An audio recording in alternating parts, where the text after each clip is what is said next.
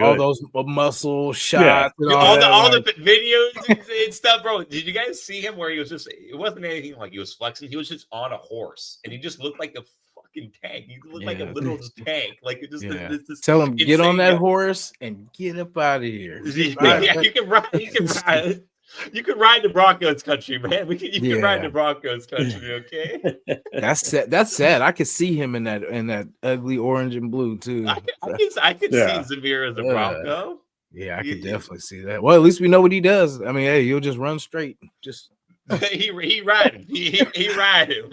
Yeah, I said it earlier in the season. It's like, does the kid's ankles even work? It's like he can't change direction. It's there's no. It's just.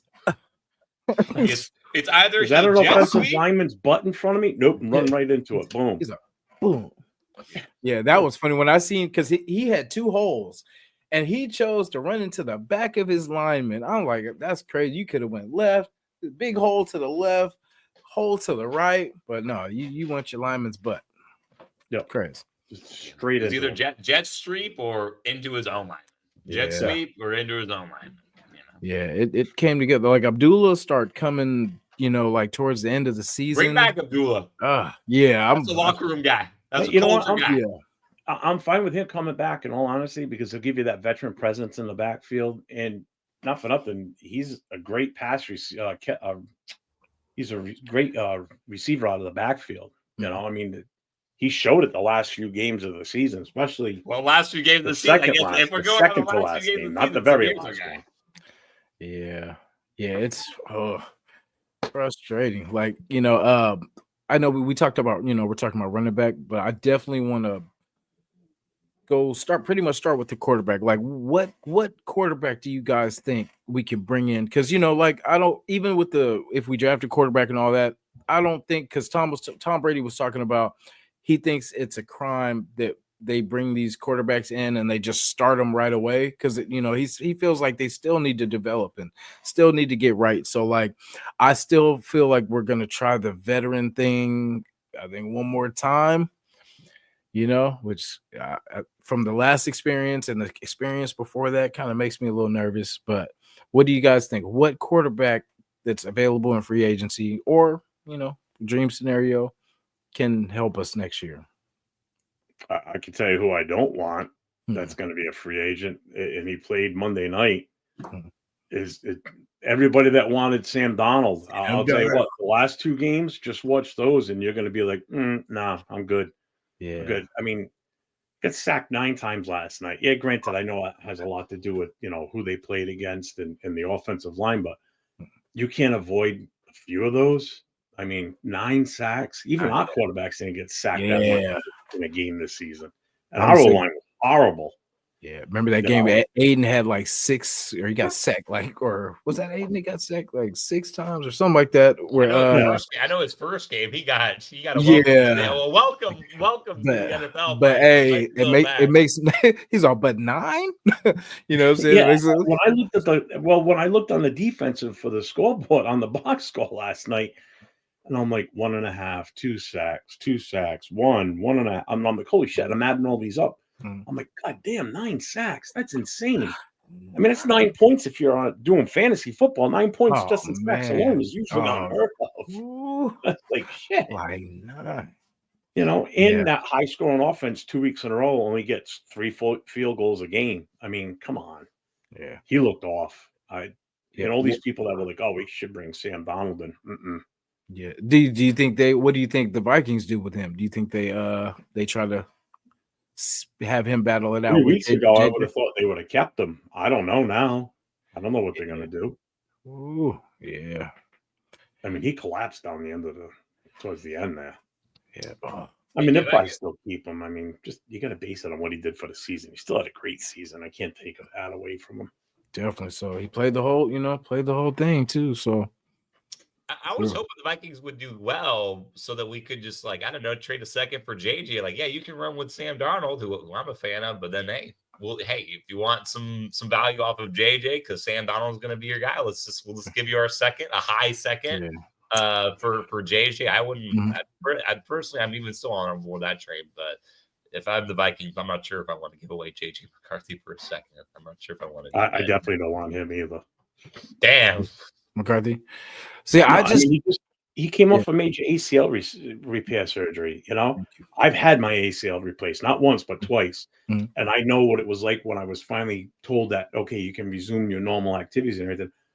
I was still hesitant. Mhm. You know, I ice to this day, and that knee surgery was 20 something years ago. Mhm. Ice to this day, still like I get hesitant because that's how I did it. I snapped it on the ice. Ooh. You know, Mm. I still am afraid when we get ice underneath the snow, especially because you don't know what's there. Mhm. So now you're talking about NFL playing conditions, and you're going to go and test that knee. It's always in the back of your mind Mhm. that one wrong move and it's going to go again. You know, Oh yeah. so I don't want that on the team. His confidence he's going to be a little shaky. We tend to do that a lot. Like we when somebody's hurt or we'll try to throw some like, oh man, we can get this person. Like, and I want healthy people, man. I want people not coming back from it, unless it's Adrian Peterson or somebody like that. But you know what I'm saying? But I want people that are healthy. And that's where we just have to, for one, draft better, draft these type of people. You know what I mean? It's like instead of Yep. we wait till they go to someone else's roster, either get hurt or do good, and then it's expensive or but like Bryce Young, remember when Bryce Young was struggling? I was hoping we were going to throw something that way, like, and then just see what he's got. He's young, whatever, and then he started improving, and I'm like, damn, there goes that. We could have got him for cheap, and you know what I mean? While he was kind of doing bad, but it is what it is.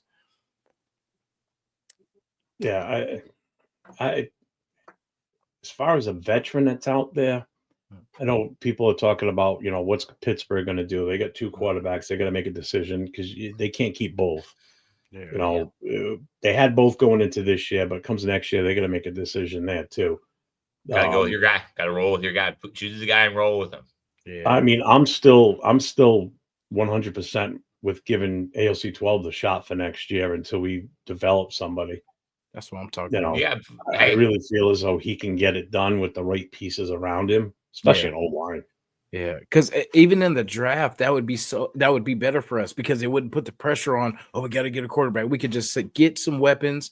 We can get like T-Mac Burden from Missouri, just a weapon to put with Bowers. Because I mean, I love Brock, but our tight end cannot be our number one receiver. You know what I'm saying? No. Like that just can't. I mean, it's cool it happened this year for him, beautiful, but that can't keep happening. We can't have him being the rock star. So let's get some shout out Darren Waller. Shout out Darren Waller. Yeah. Hey, shattered.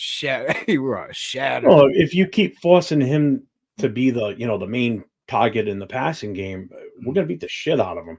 Yeah. He's not going to have a long career because he's just going to be so abused. Yeah. We definitely need a bona fide number one because Jacoby fell into the number one position because Devontae was traded away. And he did a great job stepping up, but he's definitely a legit number two wide receiver. He barely made 1,000 yards. He barely made 1,000 yards. Yeah. You know what I'm saying? So he still did what he needed to do, filling in that filling that void because our other two wide receivers are so damn small. Yeah, see, and that was my thing. I mean, they're cool for gadgets and stuff like that, but we need some weapons that our quarterbacks can see, can get the ball to, and it's like we need taller. That's why I like the kid T-Mac, 6'5". I do too. Give him a big target to hit. I mean, with him, Bowers, Myers, come on, we can't lose like that. Yeah. Honestly, like I wouldn't even mind. I need to do more research on the quarterbacks and stuff, but I wouldn't even mind get the best guy available with a first pick, and then just draft like whomever quarterback in the second through fourth round. Let him develop under Aiden O'Connell while freaking Aiden O'Connell's developing. We're double dipping. You know what I'm saying? Like shit. You think we're gonna miss twice? Like damn. Well, let me see this number 6 pick. Who do you think is going to be there for us? Let's put this. Who would you want at number 6? I mean, my guy's T-Mac. I'm going T-Mac. Yeah, let me look at it. Let me look. Yeah, I'm going McMillan. Because that's something we don't have. We need a big target, like something, and it's not like he's gonna be the difference and all that, but he's going to be another weapon because we got to keep up, man. Like everyone's getting better, and our tight end is our number one threat. You know what I mean? So that means we got some work to do. We got to get some receivers in here that can, because like you said, Myers is cool, but I want Myers to be the number two. We should have someone, we had it with Devontae. That didn't work, but we can't keep trying. I don't miss him. I don't miss Devontae at all. Yeah. I keep Devontae 4 years ago. Yeah. With a little different situation, I would have been okay. But I mean, he wasn't the same this year either. Yeah, and I agree with 805. Brock being on number one, he only got us 4 wins. As much of an impact as he had on this team. Yeah. It didn't help us win anything other than those 4 games. Yeah. So. Yeah. T-Mac seems like the best. Seems like BPA, but I mean Abdul Carter. How do you say no to Abdul Carter? Mason Graham, bro. Other good guys, Kelvin Banks, bro. I mean, fuck it. If they think he's good, Ashton Genty, he's small, but he can ball. I'm not sold on Genty. Yeah, like after the last, I think it was the last couple games. Well, I don't know. It's because the running back thing, I think. Because it starts with that line. That line's got to. That is true. We got to fix that line. Because I was looking at was it Buffalo? Buffalo has a bulky line. They were getting kind of. Hey, look at the Lions line. Look at the Lions line. I was like, damn, like our guys look so small. That's what I'm saying. We got to bulk. We got to bulk up. We got to get our guys, pushing people around. Because then if we run the ball, because Aiden's not supposed to be throwing the ball 35, 40, sometimes. We're supposed to be running the ball, pounding people, and then when Aiden's got to do his thing, he does his thing. You know what I mean? And that's the other problem, too. We had no running game. So, I mean, I know everybody, the people that want a running back, they want Genty. There's so many running backs in this draft that we could take a flyer really in This is great. We can take a flyer in the second, second round we should be going for a quarterback, to be honest with you. We can go into the third round and beyond and still get, a serviceable, really good quarterback. I think at number 6, I have a feeling there's going to be possibly one of these 3 guys available, and I'd be fine with all 3 of any one of the 3. But my ultimate number 1, if he's there, is Carter. I would rather have him right off the bat if he's there. Then the other one is T-Mac or the kid Johnson from Michigan, the cornerback. I think those are the 3 that if any one of those 3 are there at number 6, I think they're all plug and play. Every single one of them. They're all going to be immediate starters. If you watch anything to do with Carter, it's not going to take much for that kid to be starting pretty much day one. And if Max is still here, you're playing him on the opposite side. Who do you double team? If we're going to keep Max and Max keeps getting double team, if we don't have a legit threat on the other side, those double teams are going to continue. But now if everybody's singling up on him, and now you have Christian Wilkins comes back 100%. You got him in the middle disrupting shit. You have Chase on in there to switch in and out. Then you have Bring back Coots. Bring back Coots. Yeah. Coots. If he comes back 100%, good to go. So the defense could be set up, and it's only going to take like one good player and maybe a cornerback in there. Yeah. The offense, that's where the draft needs to be built this year is the offense. The offense was so lackluster last year. And it starts with the O-line. Yeah. It definitely starts with the O-line. The O-line was atrocious except for 3 guys. Yeah. I'm hoping in free agency we take care of that damn line. Like we get, because when they moved JPJ to center, I like that move. I'm glad that it worked. Because we're like, I was hoping that it wouldn't be a fail, but it actually worked. So we need to fill his old spot. Parnham's been not, he kind of showed some flashes. He gets the job done. Parham gets the job done. He was surrounded by rookies, both sides of him, right? So he was Parham? Dylan Parham. I don't. If you, Morris, you probably haven't seen any. If you watch any of my shows that I've been on since maybe week 4, I murder the kid in my comments about him. He's just god awful. I played offensive line in high school and semi-pro and everything. So I kind of. when I watch the games, I tend to key on the offensive line more than the skill position plays, because that's what I'm more accustomed to. And I played center for years, and I watch what Parham does. When he comes off the line, he comes off at he doesn't stay low. First of all, he ends up most of his time kind of bent half backwards. He's light too. He's not a big heavy dude at guard. Yeah. We're good with Glaze. We're good with Mm-hmm. JPJ. Colton Miller. We're going to need to think about long-term replacement for him, the groom behind him, because we lose him next year, after next season. Yeah, so might. We got to pick up in free agency a guard on either side, and then fill what we can in the draft. And we need depth. Parham. I'm sorry, but he's got to go. Him and James. I was waiting for you to finish, and then I was gonna say, so offensive lineman, why was Barney? James spending most of his time on the ground? Like, that's what it's like. Every play he was someone pancaked him, like he's getting up off the ground. It's like he's too light. He's not, his response time is not what it needs to be. I was thinking even try a guard, like see if he can, we can salvage something. But and that's kind of what bummed me out too, because when we were struck with the injuries towards the end, and they moved JPJ to left guard, so they put James back at center, and they had Parham playing right guard. Yeah. So your weakest point in that offensive line were playing side by side. Yeah. Why didn't they put him and give him a shot at playing left guard and keep JPG in the middle? So now at least your two weakest guys in the offensive line are surrounded. They got strength on either side of them. No, let's put him at center, and let's keep Parham at right guard. And if you watch any of those games when they were playing in those positions, the middle got destroyed. Yeah. They couldn't stop shit.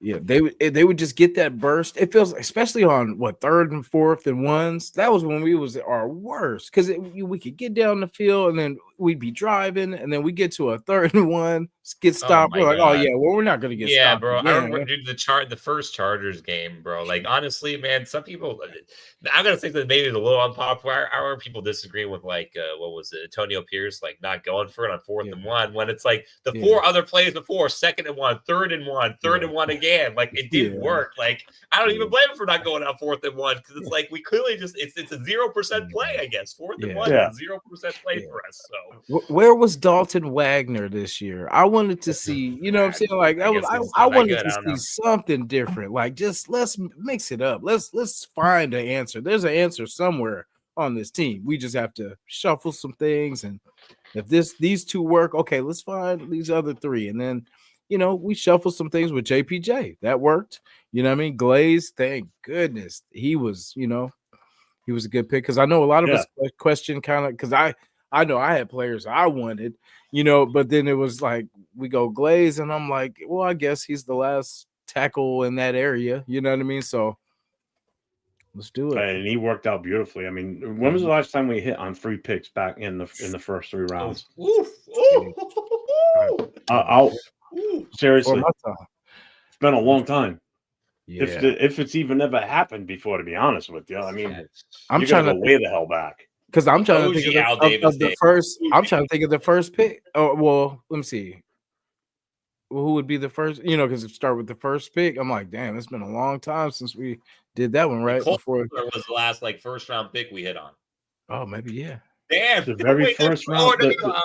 Josh Jacobs, I guess, was a first round pick that we hit on. That one won't count, because they had 3. Well, was he the first pick, or was he? Not. He was not. They're like, I was gonna say 8 out of they got it. So they got it wrong. They got it wrong. He was a first round pick. He wasn't the first. I was gonna say, so they got it wrong. If you really want to dig deep in the history of this team, look at what Artie I think said. The best overall first number 1 pick we've ever had as an organization, until this year with Brock Bowers, I will say that, was Jim Otto. He was our first pick in the very first draft in 1960 when this team was formed. That's all time. And that's what I mean. That's the last time you had a bona fide number 1 pick that was worth anything. You go back and you look at like Jamarcus Russell, pick number 1. He was horrible. Then you go Todd Murray, another one. Years. Gallery, another one. I mean, Tyree Wilson, another one picked in the first round. So yeah, You he's know. at least showed some upside. You know, I mean, we have him Yeah. under contract, so no. I think the experiment with him has kind of run its course too. To be honest with you, I didn't see enough from him this year. I know he was a little bit better this year than he was last year, obviously, but he's good in the run, I guess. Yeah, like I mean, Brock Bowers was a no-brainer.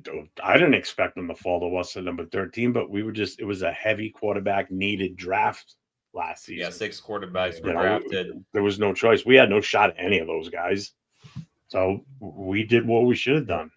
Yeah. Old regimes would have reached for a quarterback in that 13th pick, and we would all be sitting there going, "What the fuck are they doing?" Yeah, You know, like we normally do when they make a pick in the first round. You're like, "What? Who the hell was that?" You know. Yeah. When they made the Brock pick, I was because I did a live and I was like, damn, that would be nice. You know, we get another weapon, to, help us out. Cause I was thinking Mayer and him, and then, and then we had Devontae then and all that. So I was thinking that could the potential was there. Yeah, but it was just, it was my typical dream. Cause before I wanted Christian Gonzalez. I wanted, let me see, who was it? I forgot who this year. It was a DB. I feel like this year too, but it was. Wasn't it Cooper from the Eagles? Didn't he was one. There was Mitchell. There was. He went later in the first, though. I think Kenyon Mitchell, and then there was another guy that was drafted by another team. I forget. It was Kenyon, and there was like two. It was like you debated. Like, that's right. Was the better corner? I'll tell you Kenyon, now. Or was it was Terrion Arnold and Terrion Kool-Aid. Arnold. Yeah, and then I don't think Kool-Aid's, he's starting whatever, but I don't know. He didn't make the impact that but he was coming off injury and all that kind of stuff too. But yeah, you never know. But yeah, Fuaga, true. Actually, for Fuaga. Me, I'll tell my draft story. I was on the phone call with my boss at one point, but he's also a Raiders fan. I was like, wait, the Raiders are about to draft, and by the way, when I even. I actually cheered when Bo Nix was drafted. I'm like, yes, they drafted him. Actually, Bo Nix is better than I expected him to be, but maybe that's just Sean Payton's coaching. I don't know. But I was on the phone. I was like, I literally called it out. I'm like, it's either two people we're drafting. We're either drafting Bowers or Fuaga, and we drafted Bowers. I was like, not someone who was that surprised. Like a lot of people were like, whoa, didn't expect this, but it's more that he fell to us. That was the unexpected thing. Not that we actually drafted him.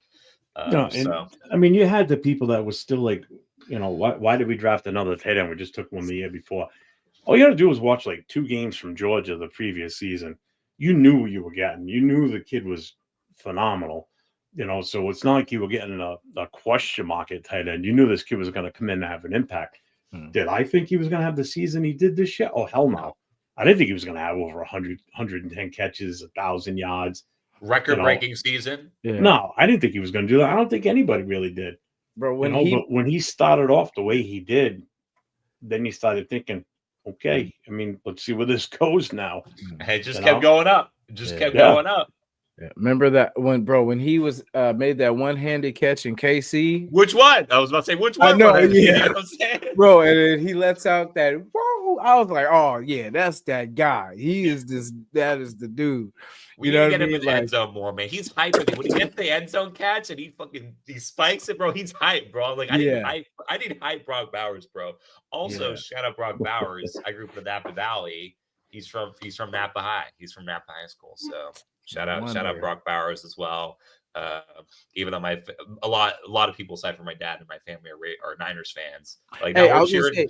His family, I think, is Niners. You can see by his dad's reaction to the draft, bro. You can see he was keeping it low key. His family was cool, but remember there was like that one uncle that was cheering like super yard, like like, oh, that guy's a Raider fan. I don't think the whole family. He's a got him. Yeah, but he's been doing his thing, man. Like in if we can get a couple more like that, but then see Telesco's gone, so the vision's gone now. It's tough. It's tough, but my philosophy is like, I was angry, but at this point, I do at least like the process that we're going through right now. My thought is like, okay, like if you're going to clean house and go with a different direction, I'll give you this shot. But after that shot, I'm driving up to Vegas myself, and I'm not saying what happens next. Okay, I can't elaborate what next happens. I'm writing a letter to Mark Davis because I'm tired of this stuff, man. I might put something in that letter. Yeah, let me know how the letter goes. You know where that's going. Right? I'm like, because you're gonna look at that and go, "What the fuck?" That's going. Hey, but I'm gonna break down everything. I'm gonna say, look, this is where it starts. All right, fix the damn line, okay? Like, get rid of James, do something with him, make a fullback, something. Get him out of take him. James, let's go, baby. Fullback James. Yeah. I like no, that. but yeah, just to tell, because maybe he doesn't know. Maybe Mark has no idea what the hell is going on. Oh, he definitely doesn't. I mean, he's admitted he doesn't know football. That's why I brought it. Which is why it was a breath of fresh air that he was, going to let someone else deal with that. Thank God. Yeah. I think Morris, was that me and you? I feel like I wanted to know all the team, or pretty much 31 teams, of how they game plan for the Raiders. Mm-hmm. I wanted to hear every team's, you know what I mean, and just see, I just want to hear it, what their game plan is for when they play us. You know what I mean? Each team last season or this upcoming season? Last season. Shoot, this one they're like, shit, we just I don't know. We don't have to do much. Yeah, it's not Bowers, and the only team that did it successfully was the Broncos. Mm-hmm. They put Surtain on him and forget it. I mean, not every team's got a guy like that can match up. And that's where it's sad that our offense was so putrid that we could not. They could afford to do that. You know what I mean? We had no wide receiver that could take advantage of that and say, "Oh, okay, he's on Bowers. Okay, let me get." No, nobody. I mean, we had no running game either to offset that. So I mean, they were daring us to throw it. They knew we couldn't run.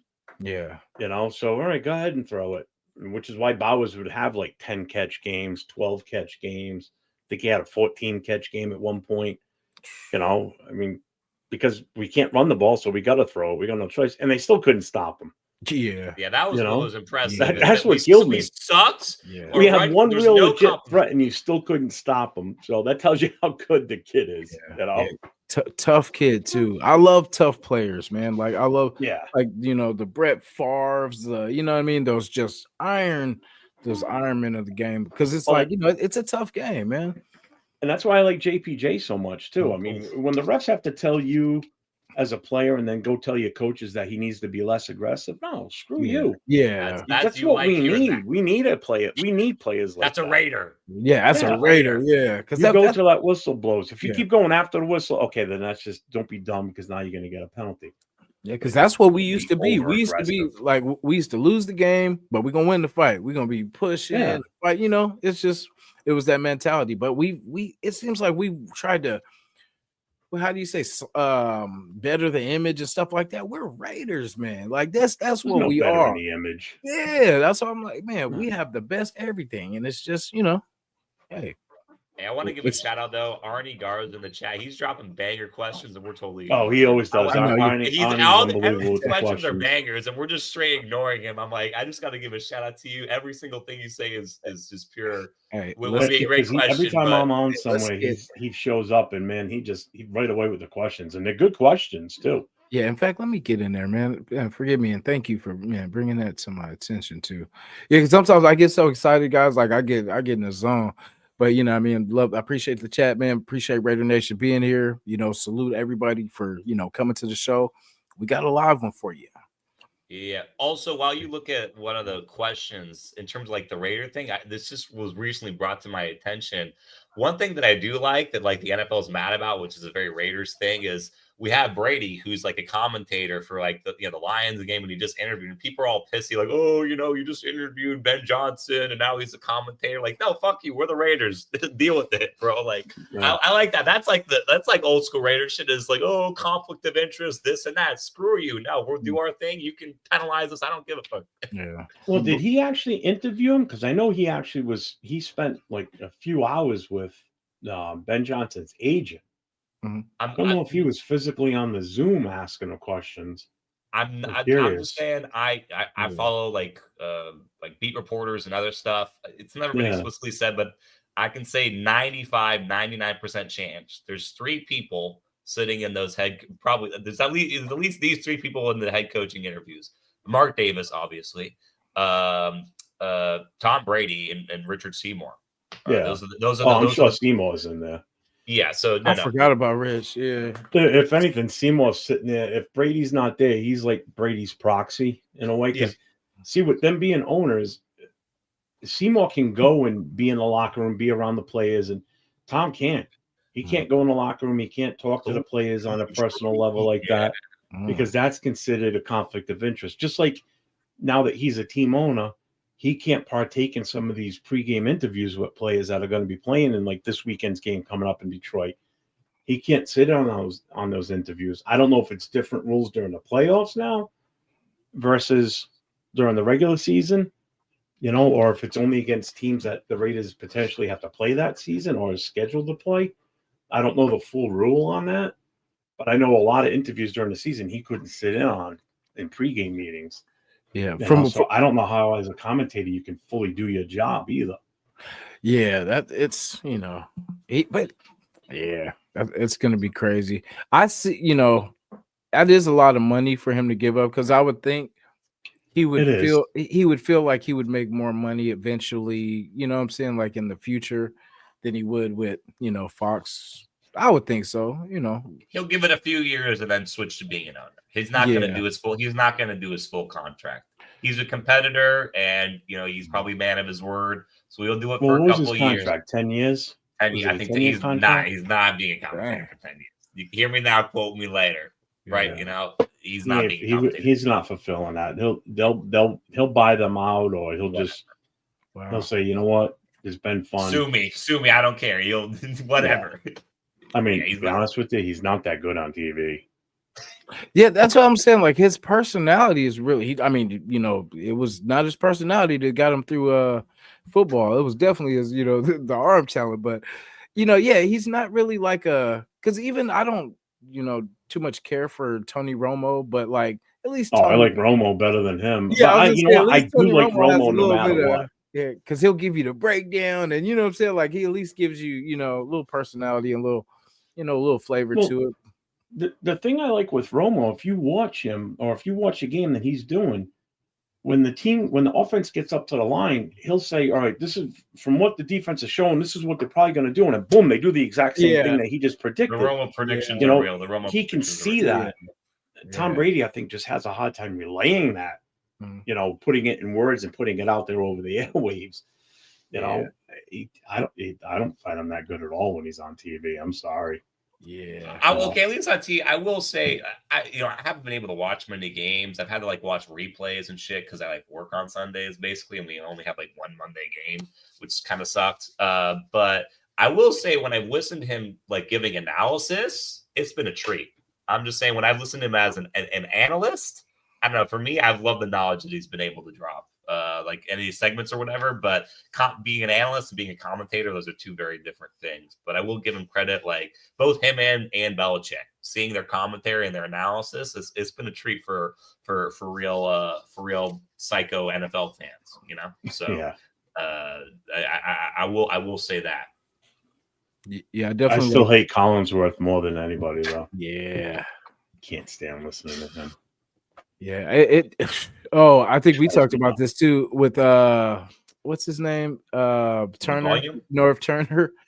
Oh no! Oh, I could not stand North Turner. His Charger days, and then when he came to us, did not like that dude. And then he came back, and I let things go from the past. I gave him a fair shot because his son was here. I'm like, okay. The offense looked better. I mean, the offense looked better, and they had to definitely get did. There's no two ways about it. Yeah, I mean, they had to use Getsy's playbook, and it still looked better. You know what I'm saying? So they just dummied it down a bit. They got rid of some of the stupid shit in there. Offensive line got better too once Philbin took over as the absolutely shout out Philbin. The offensive line coach. Yeah. Yeah, we got some things because even though we had the the wins that happened towards the end of the season, it was still good to see people get better. You know what I'm saying? Because remember, dang, Aiden had that good game, against the Chiefs. So we're like, okay, we're building off something. And then the next game it was So he got injured. He got injured. Yeah. Hey, that's no excuse, man. Not just playing. No, but he did. But I'm a big AOC guy. I wanted AOC to get the whole season just to see, because then that way we could decide. We could see everything, and we can make our decision at the end of the year. Like, you know what? I think we got something, or he's a bum. But I think I definitely Did you have just say faith. he's a bum? No. I It was was one or the other. it's pretty much Either I he thought could, Mark maybe said he he was is a as bum. I'm like, bad. damn. Yeah, no. Anyone that knows, I was AOC's biggest pusher, because I was so pissed when they made the choice for Minshew, because it just didn't make sense, because I'm like, how did you guys let a preseason interception decide? You know what I mean? It's like you should have already. It should have been a competition, but it should have been Aiden's job from the beginning. I don't know if you've seen this on any of the shows I do. I Yeah. usually pull this sign out, Yeah. AOC 2025. Because I understand, like, nothing is given, but from what he did last year, let him build off that and see what he learned from his mistakes from last year. He would have gotten to a good rhythm. If he didn't do good by that time, Minshew would have been probably better with the offense than he was. Because we kind of threw him in on a new team with a new everything, and it's like he's not going to be ready, But because he played good down the stretch last year when AP put him in as the starter, and as a rookie, 4th round rookie. Yeah, threw him in there, looking smooth too. I think the kid's got potential. He still does. I mean, right now he's your number one. Plain and simple. Right now, as things stand right now with this team, no matter who's the head coach or not, he's still your number one quarterback right now. You mean you're going to tell me Minshew's number one, or Ritter, or never? or Bradley? Wave Minshew, Wave Minshew, bring in any other. Wave Minshew. As soon as Minshew costs, goes against our cap, the least hit, he's gone. Yeah, I can't see them keeping him. He broke his collarbone. He's out. Aiden broke his thumb. Air casted out of there. Came back next week. No, but you know what I'm saying, came back. But yeah, I'm so glad that his season didn't end, because when they had the air cast and all that kind of stuff, I was like, oh, this is crazy, dude. Yeah, when the news came out after the Bucks game, and it was aircast, and I knew we had to have Desmond Ritter as a starter. And some Raider fans like glued them, like, oh, like maybe Ritter. Like, nah, bro, we already seen enough. We already seen that it's not gonna work out. The answer. Yeah, I already was like, oh, maybe. It's like, nah, there's no maybe. Yeah, when I saw him, like, I don't even care where we end up, just fast forward to the draft. Literally, I was like, I don't care where we're picking, just fast forward the draft. Once Aiden was out, I was like, okay, I don't even care what happens. Let's just fast forward the draft and move on. But then he was able to come back. I'm like, oh, okay. It's like, I know on one show a few weeks ago, somebody asked me, like, what do you think's the weakest position room on the team? So where do I start? I know. Running back room was horrible. Quarterback room was mid. Wide receivers room was atrocious. Yeah. The strong points, the tight end room. But do they still consider them, the wide receiver room? They all pulled together. It's like, where do you start? The only real strength on our team last year was Bowers and the defense, for what Graham had to put together with all the injuries and the lack of depth. I mean, that defense still played their ass off. Yeah, even with injuries, like, yeah, man, they kept us in games. Like, look at the 2 games against the Chiefs. We should have won both of those. Yep. We only lost one of them because our kicker missed 3 field goals. That dude, somebody paid. No, somebody paid him. That's crazy. Yeah, that game still hurts me, because the week before with Leo and them, I was like, complimenting how the 2 kickers are the best in the league as far as I'm concerned. They've been spot on all season, and then the Chiefs game comes and he misses 3 field goals. The next week when we did the show, I started the show with a paper bag over my head. I was like, I'm not saying anything about kickers because I jinxed us. It was horrible. No, I feel like he always misses kicks against the Chiefs. I feel like he always misses kicks again. Like, Chiefs are, for some reason, like, the team overperforms. But, like, even remember last year, Raiders game, he missed, like, we kicked it on 4th down or whatever, and he fucking missed that thing too, and we could have.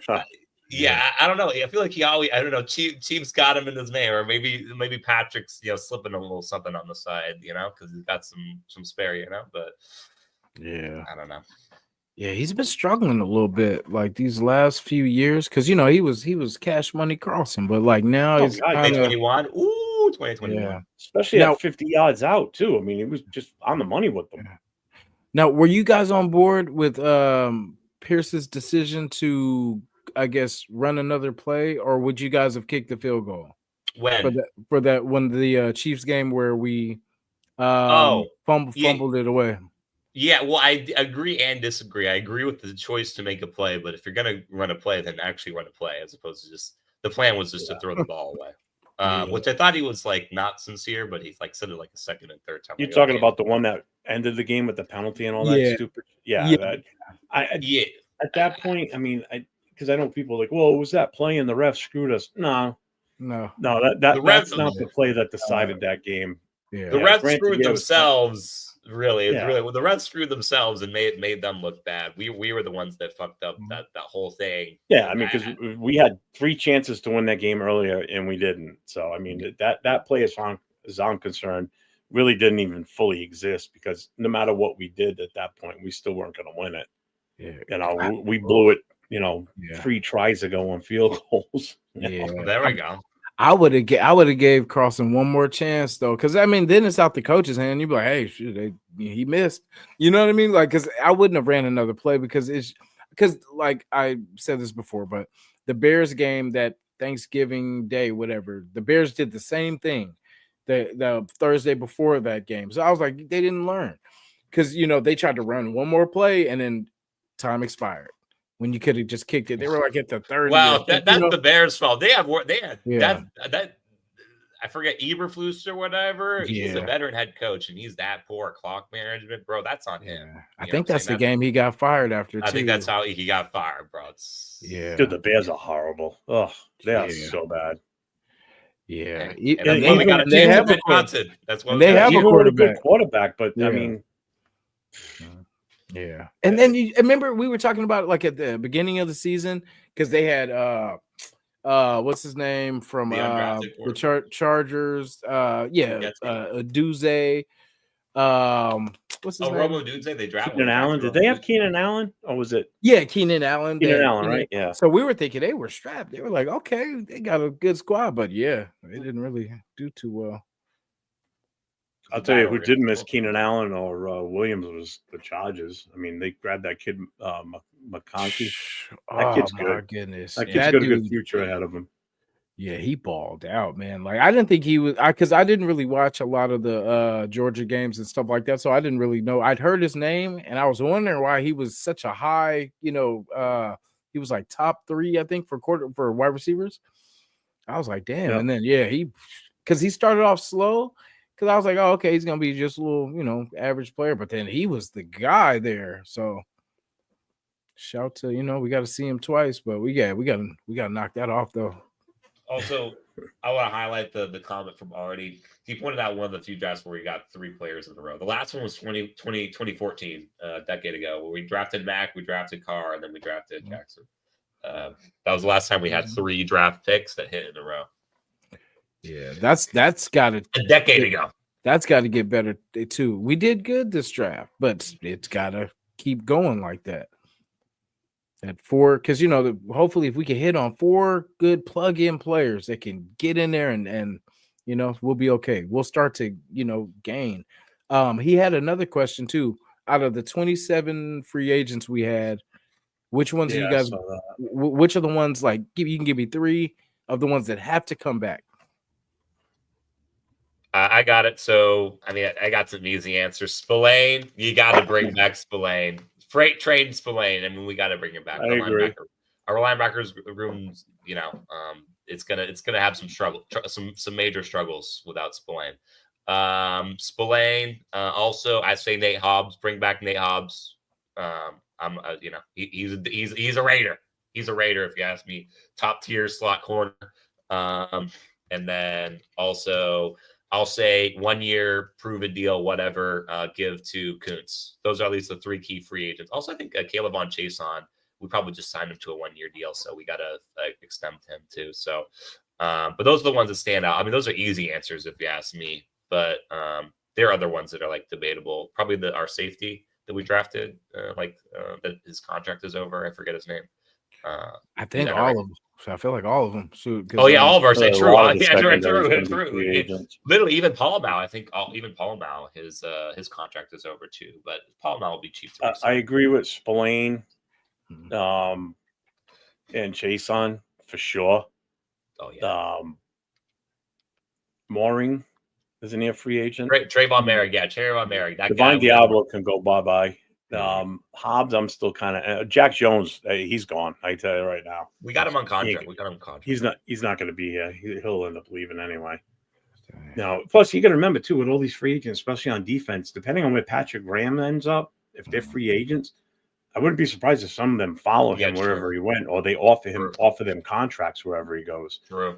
You know, that's a big possibility. So we probably won't even get a say on trying to re-sign these guys because their mindset's going to be on, they just want to stick with Patrick Graham. Because I mean, I would have to say the best likely spot for him to go is probably going to be Cincinnati.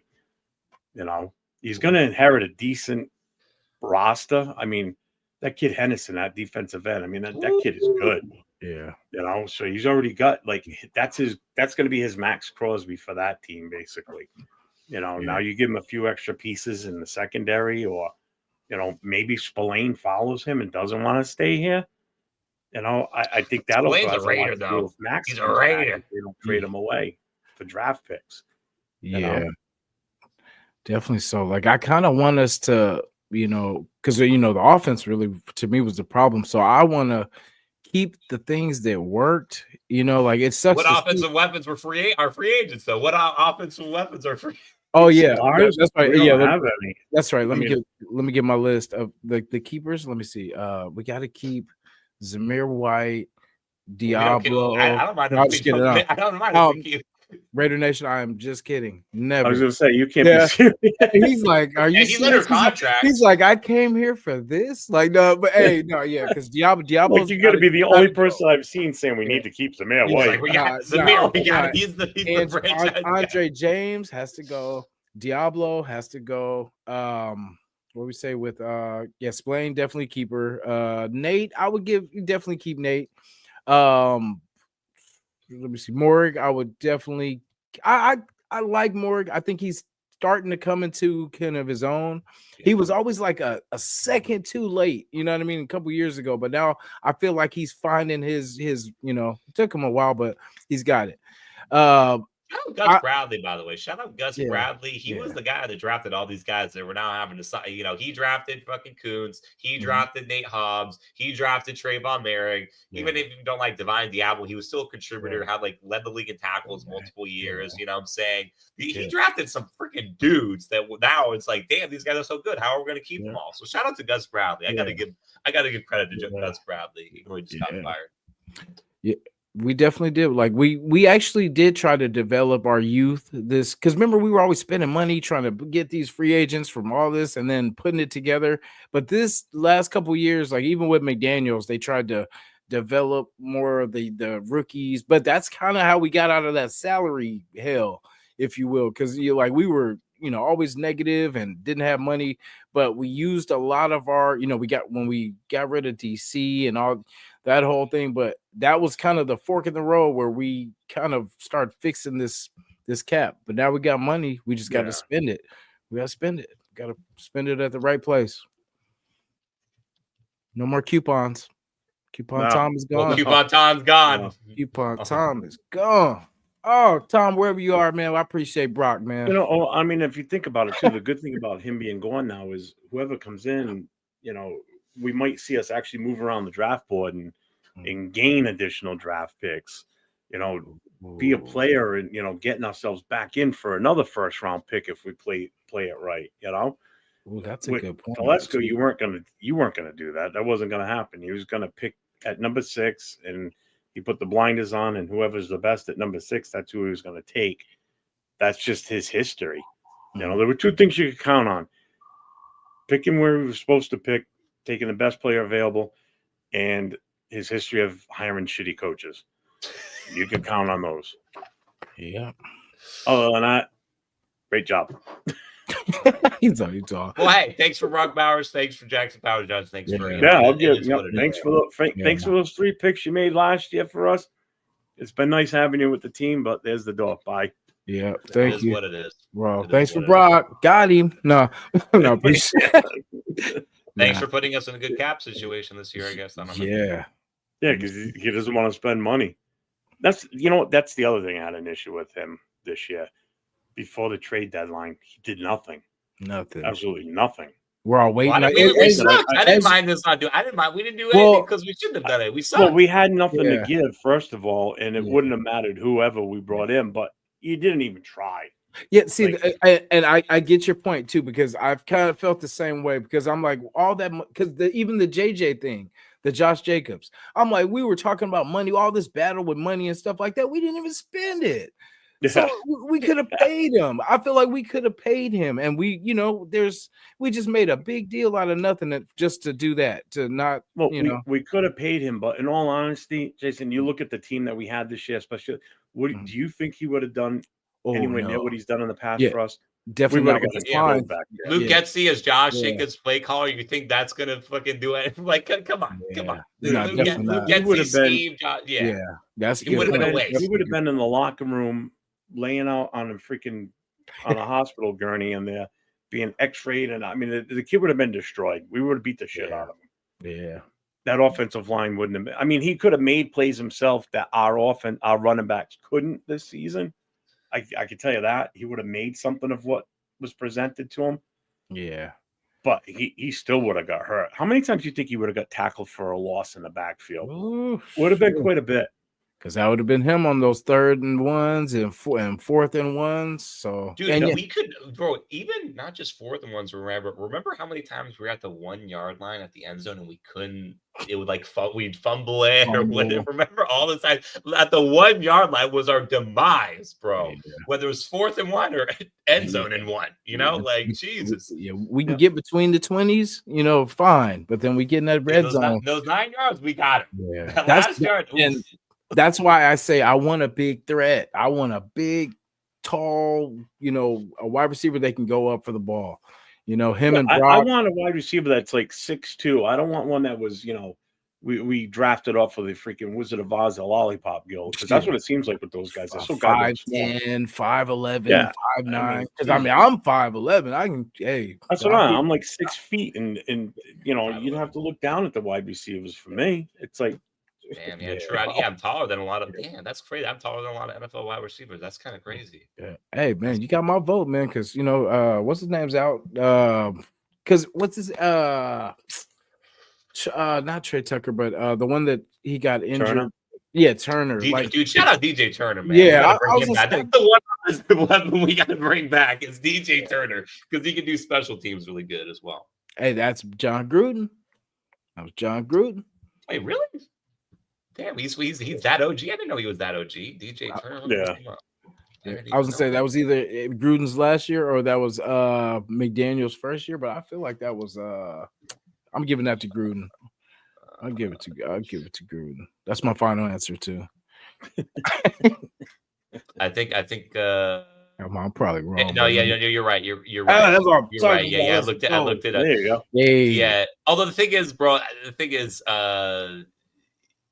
he didn't even play. He didn't play. I don't think he had any stats. But Gruden's seen this. He brought him in. He brought him as a UDFA. He brought him in. He saw that. Just like he had a vision for Leatherwood being a good offensive line. Oh my God. Hey, just like he had. Who's that cornerback? Tanner. Remember Tanner Muse? That was Gruden's guy. Yeah. That was Gruden's guy too. The safety turn linebacker, or was it linebacker turn? Whatever turned whatever. Or there were a lot of people. Whatever's turned whatever under Gruden. You got Jonathan Abram. You had fucking Divine Diablo as a safety turn linebacker. You got Lynn Bowden. Remember Lynn Bowden? That draft was. That was that 20. I think there's like only one player that really panned out, which was Amik Robertson. I think there was only one guy that panned out. And that was our 4th string cornerback. Yeah, it was a fourth round pick and just kind of bought him. But I guess he is kind of a dog. He is kind of. I will give him that he is a dog. Okay, he's not like some elite guy, That's a but he wolf. does have that dog. Hey, I'm a wolf. He's a lone wolf. He's like, I could do it.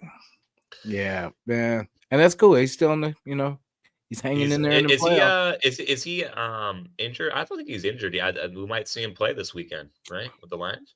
Yeah, I'm gonna secretly be hoping. I'm hoping just my next line of duty is just that the Chiefs lose. That's my next focus. I'm praying to God that'll complete the trifecta. Yeah, exactly. That's what I was like. That's all I need to happen, and I will. That's what I said after the after the Bills beat the Broncos. I'm like, well, that's 2 down, 1 to go. Hit that trifecta, knock all 3 out, and I'll be happy. Get it? Oh, I can't wait. I mean, I'm picking the Texans just because they're playing the Chiefs. Yeah. Oh yeah. I want them to beat them so bad. Same, bro. Dude, if the Texans could beat the Chiefs, bro, the tears will be that would be sweet. Oh my God. I'll tell you what, and I think they could do it, to be honest with you, because I think their defense could really lay a hurting on the Chiefs offense. I really do, because the Chiefs offense is it's just Mahomes. I mean, it's going to be interesting to see how they come out of this after having almost 20 days off from the last time they all played.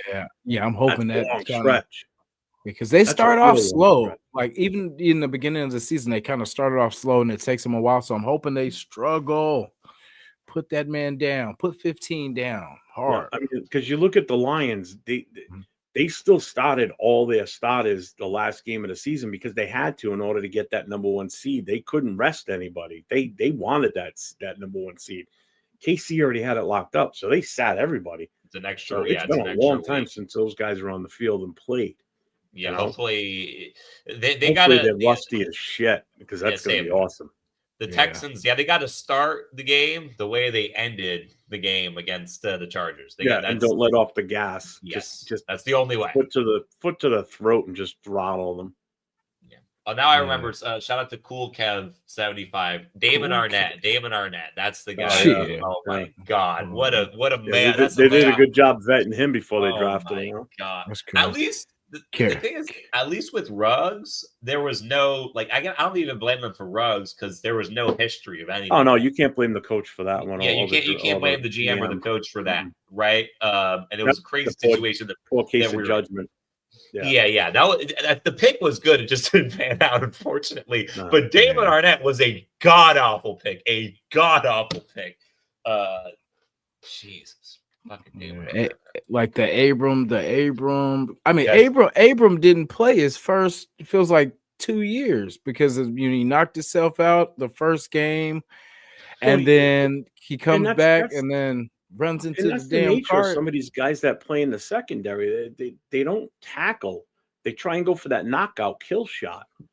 They don't wrap up. They just want to, like Jack Jones is famous for it too. Well, he'll do something stupid that gets him a penalty. And fuck it up for us, but he doesn't. He just tries to come in and just lay a hit that's going to pretty much just lay out the receiver. But then it doesn't always work for him. He either bounces off or he totally misses, and the guy ends up turning into more yards. It's like, learn how to tackle. Good God. Yeah. There was one season where he was kind of pestering guys, and when we played McCaffrey when he was a Panther. But yeah, he was like that he had his sometimes where he would get focused and he would just be that, that almost like a spy, but he would just, make sure, but he would bring that hit. But then there'd be those times where we play KC and he was lost, like the plays over here. Abrams was hit or miss, and and hit or miss on multiple levels, and he usually missed. And when he hit really hard, but he missed most of the time, And I don't miss him. I don't miss him. I don't miss him one bit. Yeah, I think he's on the Seahawks, right? Or maybe he's out of the league. Last place I heard it was either Green Bay or the Saints. One of those. I think Green Bay. He's hopping around. Is he even still on a roster right now? Yeah, probably not. I haven't heard his name in a while. Yes. It's been a while. Would you rather extend Kuntz, Jason, or Wilson? Definitely Jason out of that. Yeah, I'm saying Chase. Oh, Wilson's. What do you mean extend? There's nothing. He's not a rookie contract. Yeah, there's nothing to. Yeah, Jason or Probably Jason just because. I mean, I'll listen to trades for Wilson too. You can have him. I'll Oh take yeah, a ham hey, sandwich for him. Zamir White, him, and Andre James. We'll throw you all three for Yeah. you know a nothing. second. Yeah, for third, hit a third. Hey, I'll take an eighth. No, I'll take an eighth. But no, but yeah, I could with I'll the take a Coons. steak and cheese sandwich and a Diet Coke, and I'll be Hey, happy. You can have them. so Damn, man. so, and because like Coons, I'm down because I was talking to a friend about it, and I was on the same thing Jeff was saying. Like with coming, we don't know how he's going to come back from injury, but you Yep. know, they're saying that sports science and everything is people are coming back better, so we could keep him maybe as a like a pretty much backup. And Well, we still got to replace, get somebody for the other side of. So the Abdul Carter, I could definitely, because of course T Mac I want because I like offense, but Abdul Carter, that would definitely be, a piece too that we could definitely, he's arguably the best player in the draft. Abdul Yeah. Carter, there's an argument he's the best player in the draft. So yeah. So yeah, I mean, I think it would be tough for him to make it to number 6. I mean, the only upside for us is the fact that you can already pretty much nail 3 guys that are going to go in the first few picks, and that's going to be the 2 quarterbacks and Travis Hunter. They're going to be going by the 4th or 5th pick anyway. So now it's just a matter of one of those 3 that I named earlier making it to us. You know, one of them is going to make it. Yeah. I can't imagine Travis Hunter falling out of the top 3. Ooh, imagine though. Yeah. But no,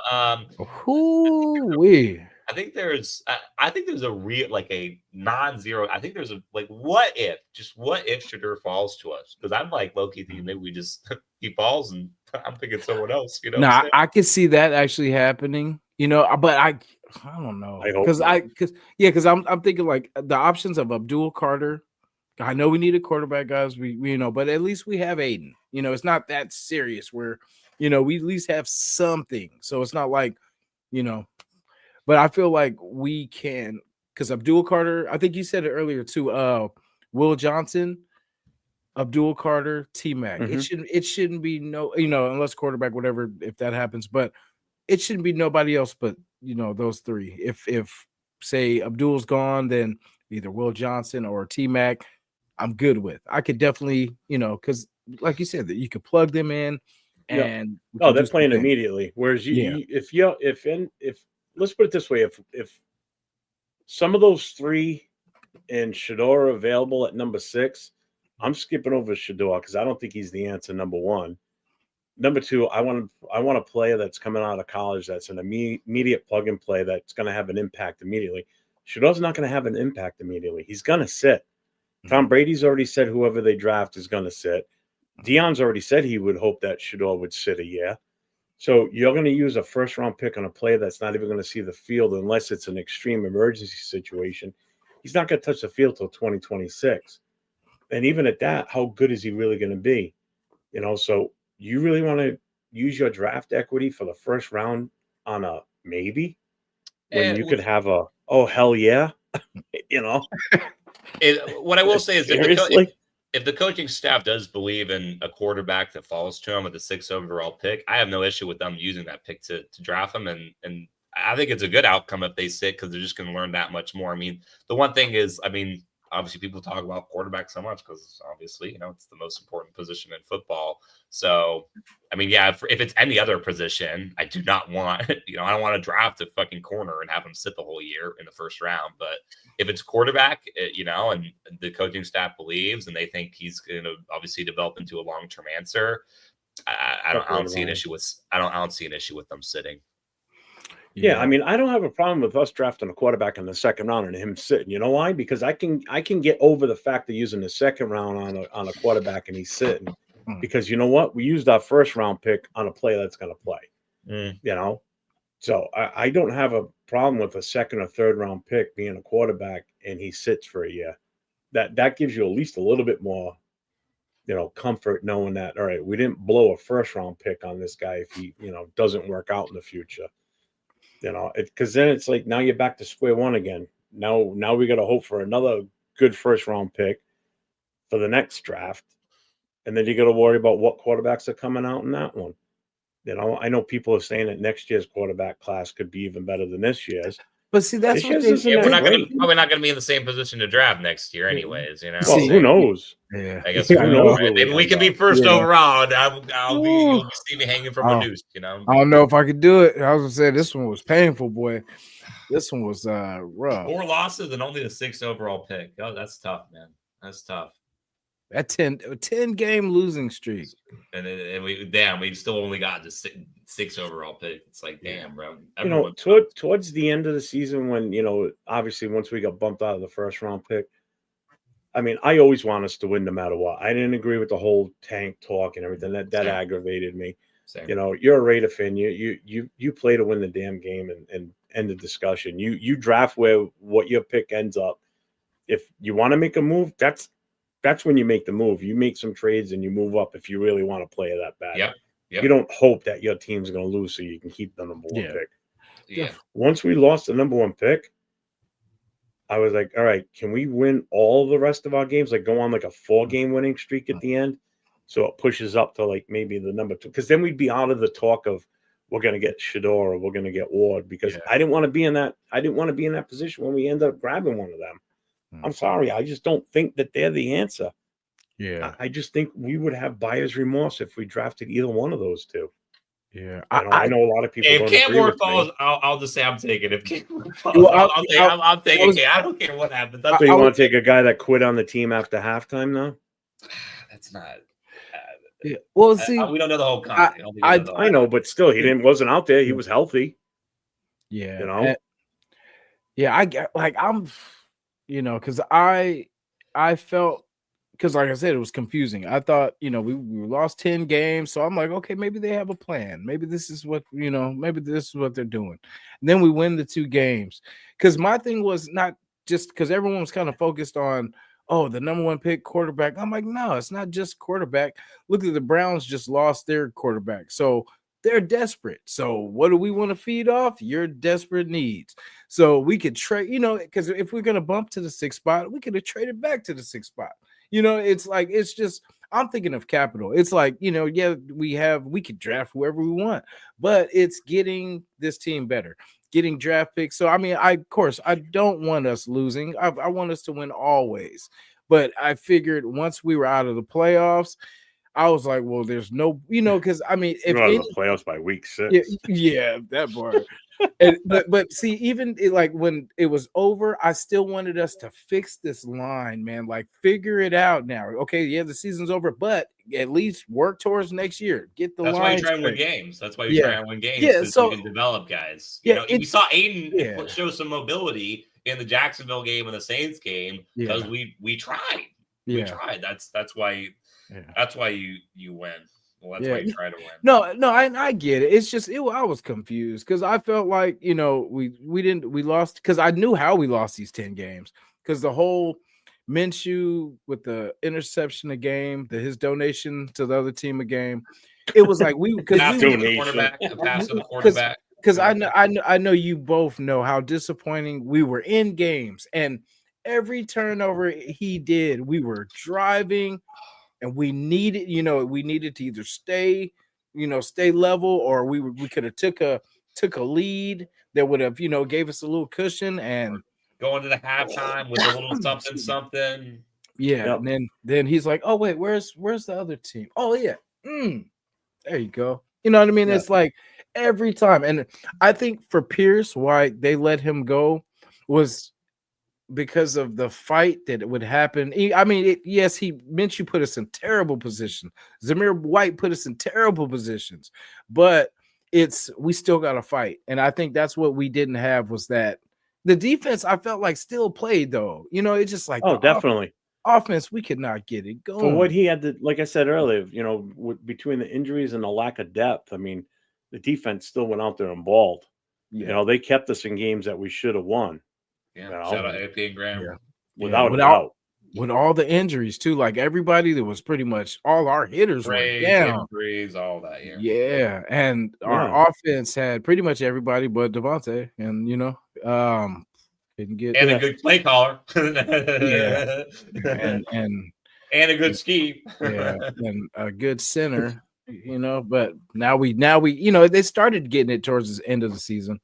But yeah, my thing was just always since we're, figure it out, try some new players, because obviously this group of, didn't work. So let's figure it out. Let's not just let it be a wash. Let's figure it out, plug some guys in, see if that works. If it doesn't, scrap it. But it's just, I feel like we were just playing, and it was just like there was we're not gaining anything. We're not, like, we're entering next season even worse. So we just Some people gotta. wanted us to play Carter Bradley. Yeah, I heard we heard the names. We might as well try them. We're losing anyway. But I said it. I definitely said it. I'm like, this Yeah. is all right. If we have no shot of doing anything, if you would have rolled those guys out there to evaluate them, I wouldn't have a problem with it. Even if I knew we were going to definitely lose, at least now I see that they're serious about next season. To let's evaluate these guys, because you can't keep them all. Evaluate them, see what you want to do with them. You're going to move on from some of these guys, but no, I mean, another one is Lobby. We saw him on special teams, and that's it. I mean, Jesus Christ, the last game of the season, they started a guy, or they put a guy in the backfield that they just picked up a couple of days before. It's like, is he that bad in practice? Is he that bad in practice? That's what I mean. I mean, something's going to be wrong with this kid, but they just don't want to give him a chance. I know he fumbled early in the season. That's how you kill it. Well, that's how you kill a player's confidence, if you don't give them another shot at it. And you just keep benching them when it comes to games, or you just keep scratching them as a healthy scratch. It's like, Then he pretty much redeemed himself, I guess, for the most part, with that run back he had. He had a pretty good run back, so he kind of, at least he left that tasting, because the taste in their mouth from before was the 2 fumbles he had. Pretty much his last preseason carry was a fumble, and then that last carry was a fumble. So yeah, and the timing of putting him in there when we're driving, where everything's good, you got and then you want to, hey, Lobby, get in there, man. Yeah, you haven't played all game. We got a chance to win. All Let's get out there all season. Yeah, like, hey, get you some. Where's Dylan at? Dylan, get in there. We'll get 75 yards and throw us a touchdown now. If you don't, you're gone. Yeah. It's like, what? Get your helmet, boy. Put your helmet on, boy. Get in there. Yeah, and like Arnie said too. Plus, we went 0-6 in the division. I've had people ask the question. It's like, what do you think we're going to do next year? Well, first of all, who knows? If we can go 3-3, I will tell you this: what we do next year, it all starts in the division. If we can't be competitive in our own division with the 3 teams that we have in our division, you can forget about the rest of the season and who we have to play down the line the rest of the year. If we can't at least go 50, play 500 ball in our division, we're screwed. Because we'll be the bottom team again. You have no shot of any type of playoffs until we can finish second or first in our division alone. As long as all 3 teams are set up the way they are right now. All they need to do is they just need a couple pieces of the puzzle, those teams, and they stay right where they are now. Being productive, winning games, finishing first, second, third, while we finish bottom of the barrel. So division is tough. I mean, we're back to with the toughest division in the NFL, to be honest with you. Yeah. The only reason people don't rank it in the top quarterbacks, the 3 defenses, we're screwed. Yeah, and I know early in the season we talked about the Chargers, and we were like, they're not that good, that we're better than the Chargers, all this, and then the new coach and all that, and man, they all went to the playoffs. Everybody. I hate the Chargers did what we all expected them to do, and that's make the playoffs and lose. Yeah. Their trophy cabinet's still empty, still dust. Oh yeah, still that. No, well, the thing is, actually, they're going to be winners of next year's off season. They're going to be champions of next year's off season. They're going to be the paper champions. They're going to have the off season Lombardi. The invisible offseason Lombardi. Yeah. They're going to be a sheet of 8.5 by 11 showing their roster. Look, we got a really good team on paper. The roster sheet. That's going to be in the back of the trophy case. Yeah, we don't, because I was the Harbaugh, and I think you said earlier with the Sam Darnold, everyone's screaming for Sam Darnold, and so they're at home right now, both of them. Yeah, they're planning their vacations for the off season. Yeah. While I hate the Chiefs, I feel like Chargers fans really annoy me because it's like, why are you even talking? Like, you have no right to say anything, like anything at all. The only thing you can hang your hat on is getting like one of the worst blowouts in Super Bowl history. That's the only thing you can hang your hat on, bro. Like, why? I don't know, Jason, on your shows last week, Mhm. did you have Chargers fans jump in your chat and just like bust you? Because they were everywhere last week on everybody else's shows. I know that. Oh, those still exist, huh? They still No, got Yeah, I do. I there's saw only some. like 5 of I've them, seen so it. 5 Yeah. people come in your channel, talk They have shit, and they bots. run. It's 5 people with like 800 bots. Okay. But Yeah, yeah. Yeah, they were everywhere last week on all kinds of different shows, commenting, charges this, charges that. Where are they now? Yeah, I didn't hear much from them where- since Saturday or Sunday. It's like, where'd they all go? Yeah. They didn't show up on any shows over the weekend. Yeah, I didn't I hear. wonder why. So quiet. Yeah, Yeah. I'm gonna see. I'm gonna look at the games on Sunday. I'm gonna see if they're playing. I'm gonna check the Sunday games. Yeah. The playoff. See Yeah, what's I think they play. what are the Chargers playing? I think they play. They play the Broncos, don't they? Yeah. Somebody should do a well-being check on all the Chargers fans. Make sure they're still okay. Yeah. Shout to you, Are there any of Paul. them left? Are there? I know one. Shout to you, Paul, wherever you are. Aha. Yeah, but yeah, we gotta. But it's crazy. Like all three, that is sad. When they were saying that we were gonna win less than 6 games, I was like, that's crazy. There's no way. We did even better than that. We even made those predictions look dumb. Like, I feel bad for everybody that bet that over, and to those people that bet that damn under. It was like I picked us to win 5-6 last year, so I was close. Oh, there we go. I respect. I'm going. If we win more than 6 next season, I'll be surprised. I don't think we're going to get much better. I mean, again, everything's going to be new. This team is going to be completely different roster than what we're looking at right now. It's a new era of Raider football. Another one.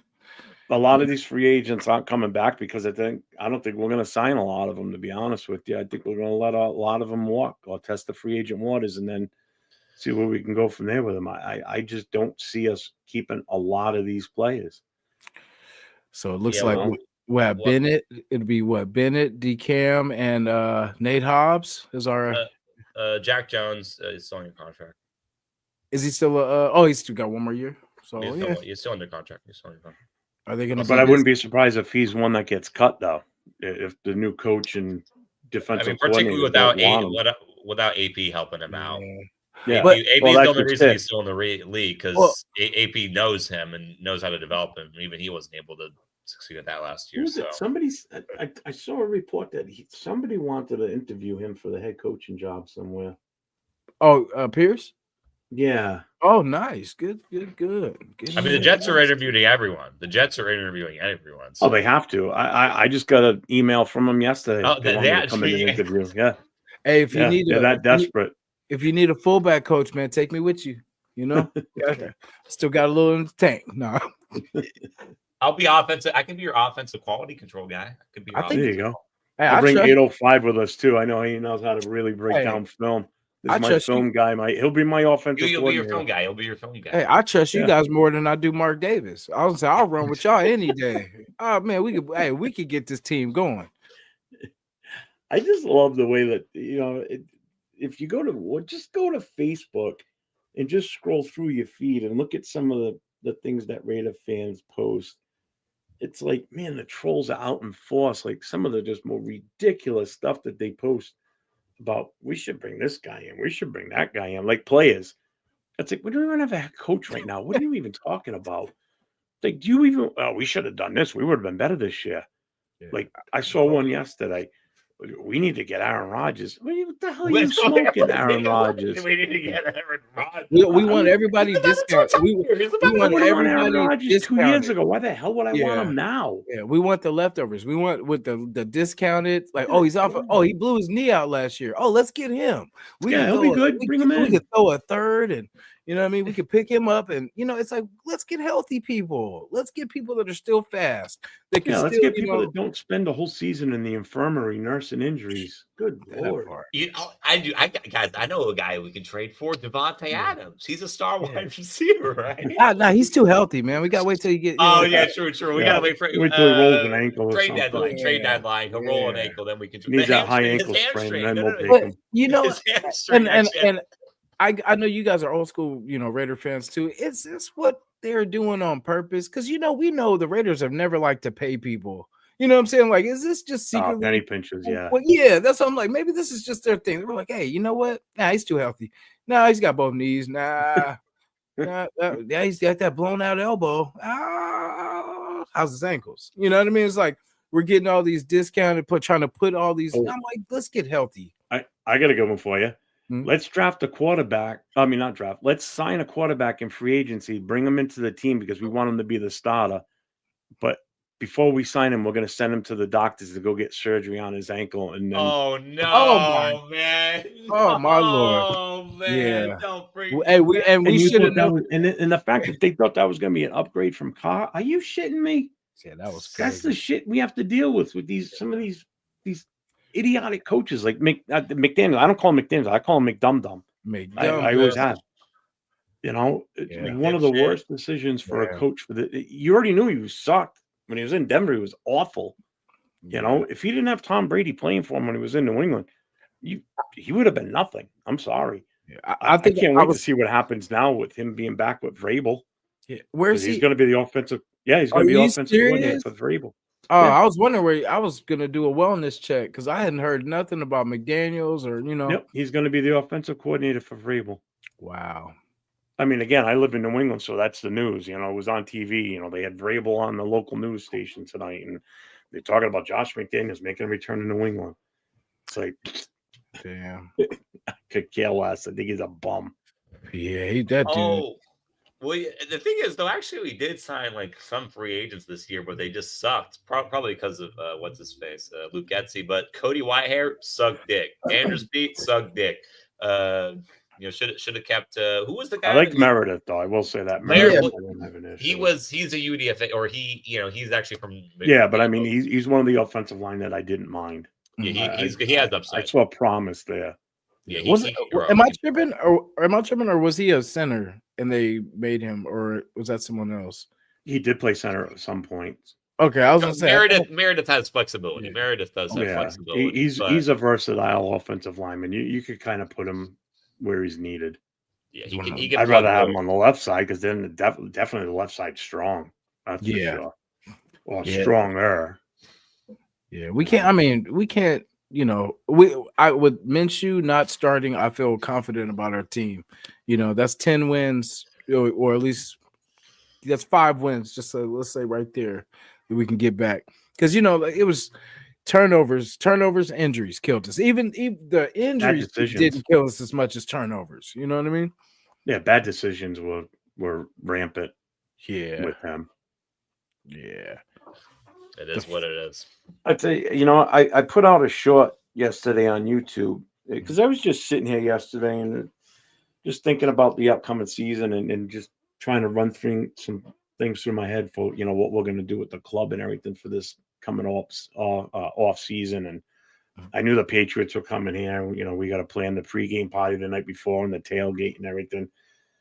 And then it just hit me yesterday. I'm like, the Raiders are coming here to play the Patriots next year. I wonder how big of a deal the Patriots and the local news media, sports media around here are going to make of this. Because not only is this Tom Brady's next return for the first time back to New England, but he's coming back as an owner or part owner of an NFL franchise. It happens to be the Raiders. We have a history with the Patriots. Tom Brady coming back, I think it would be more of an impact if he wasn't doing the broadcasting for Fox and he was just sitting in the owner's box with Mark Davis watching the game. Just him silently staring down at the view. Yeah. So now I'm also thinking if whatever station this game's going to be on, whoever's broadcasting it, this potentially could be a primetime game because of it could be a big draw. It could be either a 4 o'clock nationally televised game, or a Monday, Sunday night, or even a Thursday night and prime video game. So it's going to be interesting, when this game is going to be now. Because the more I'm thinking about it, this really could be. They can make it. I hope it is, because I'll tell you right now, I'm reaching out to the local sports guys that when we do our pregame party, I want them there to cover the story of the Raider fans partying the night before.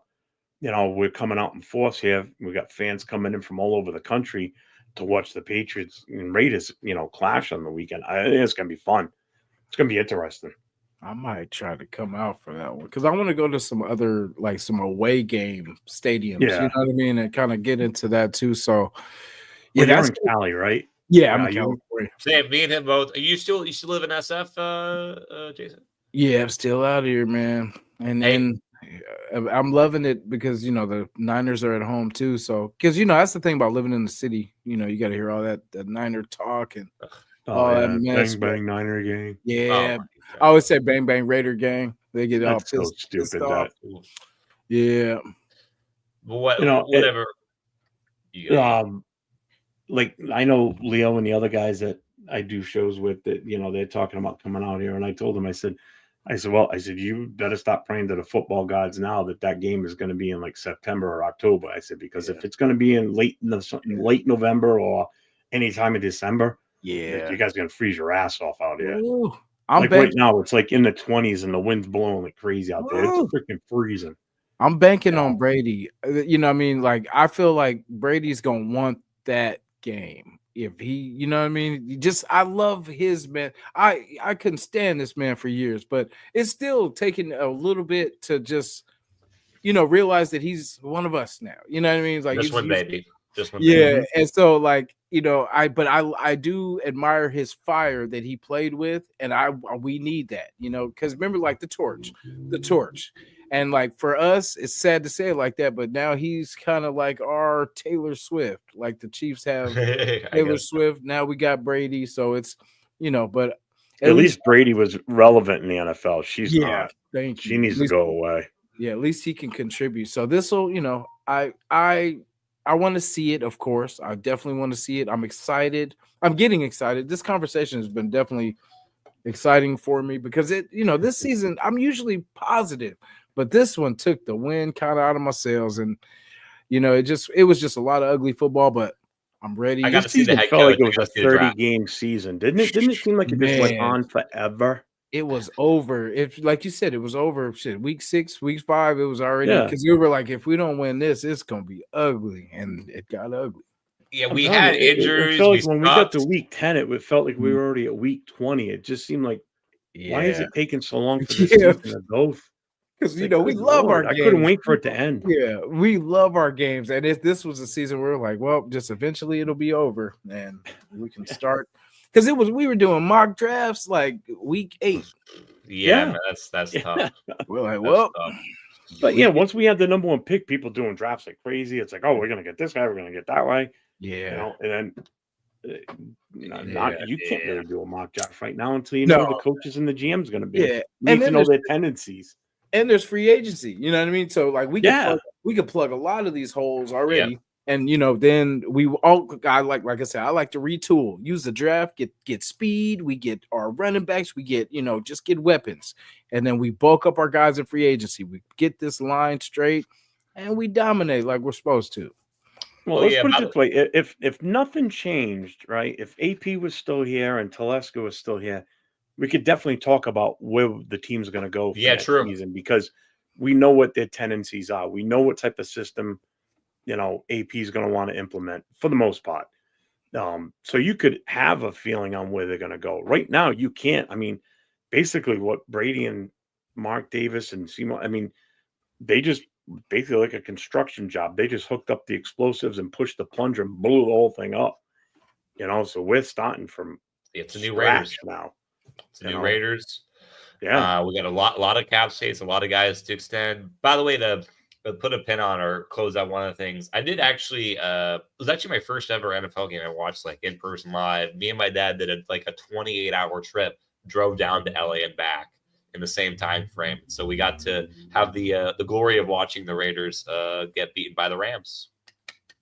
So was that the was Marcus the Peters? Aiden injury game and fucking Oh, interception no, okay. My bad. from Gardner Minshew. Yeah. I guess there was that one good play that Max had where he like got called for that one. I'll live in my mind forever. At least is when Max got called for like that roughing the passer penalty. That was bullshit as fuck. That was bogus. Yeah. And can we talk about the roughing the passer calls the Raiders dealt with, and then also Aiden getting killed like 8 times in a row on plays and him not getting the roughing the passer? Can we talk about that? Yeah. Can we talk about that? Well, just look at the one when he got pushed, but from behind against the injury. It was an injury with his knee. He's got a little sensitive deer legs. The ref was standing right there. How do you not call that? They hate us. I don't get it. I mean, you come down with all your weight on your knee, though. I mean, that hurts. I know people are freaking out. Oh, he broke his leg. They put an air cast because he's holding his knee, so they're not going to take a chance of causing more damage. So it was a precaution. Yeah. People didn't realize that. They're doing this to prevent if it is, because you don't know what's going on at that moment. He's just complaining of severe pain in his knee. I mean, you've seen guys have non-contact injuries and snap an Achilles, snap a knee. I mean, what happened to the Niners in the Super Bowl? Greenlaw out for the Greenlaw. That was crazy. Yeah, that's crazy, man. That's crazy. The Niners, man, they had 2 chances to do us a favor on the Chiefs, and they failed both times. Come on, guys. You even had Raider Nation behind you, and you couldn't do it. I don't know. Whatever. Yeah. I'm just saying it's not too late to bring back Telesco. I'm just saying, but that's like that ship sailed. It is what it is. That's like I heard some commentate. There's this YouTuber I watched that I really like, but he was like, man, like I see one candidate who might be a head coach, Patrick Graham. Like, you don't fire AP to hire Patrick Graham as your head coach, guys. Come on. What are we doing here? Like, this is just like, yeah. I think that's part of the reason he wasn't signing an extension in the first place. Because number one, he just didn't want to be here anymore. He'd been here long enough. I think he really wanted a head coaching job, but I don't know if he's going to get an interview or head coach. And I know Cincinnati's been talking about bringing him as a defensive coordinator.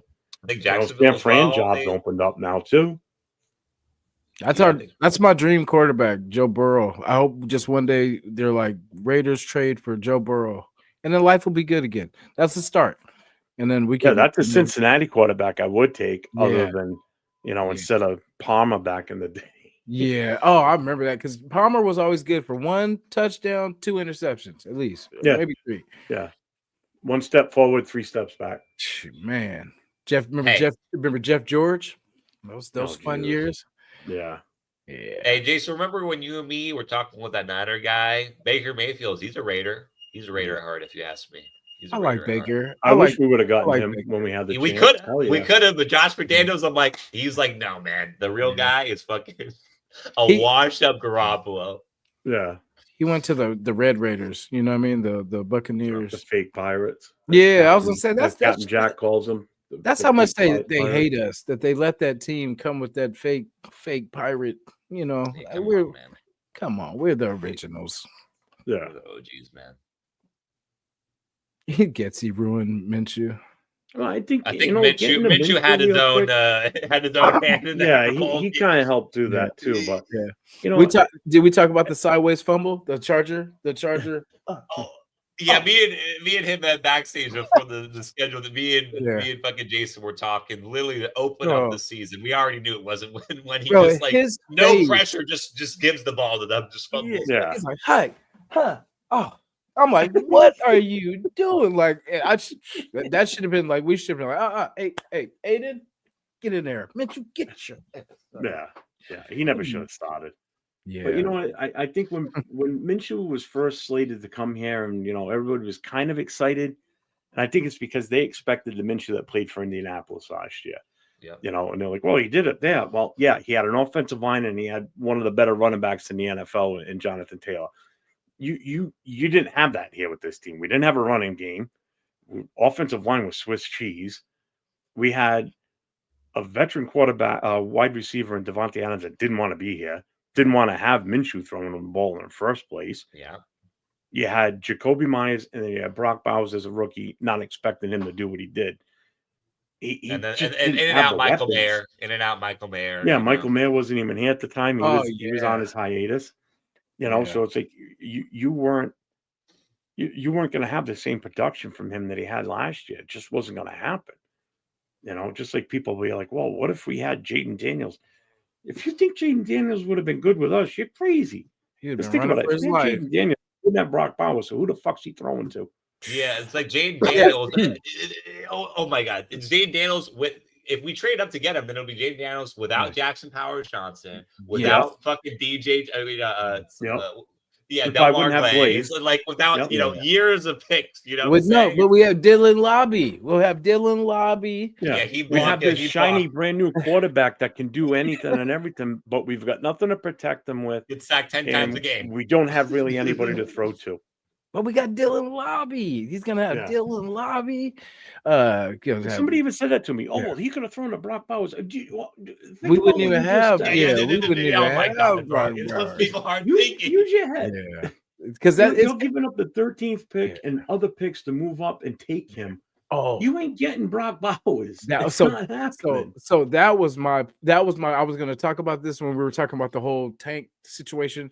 So when I heard people, because after the we got out, we lost first draft, whatever. Then we're moving, whatever.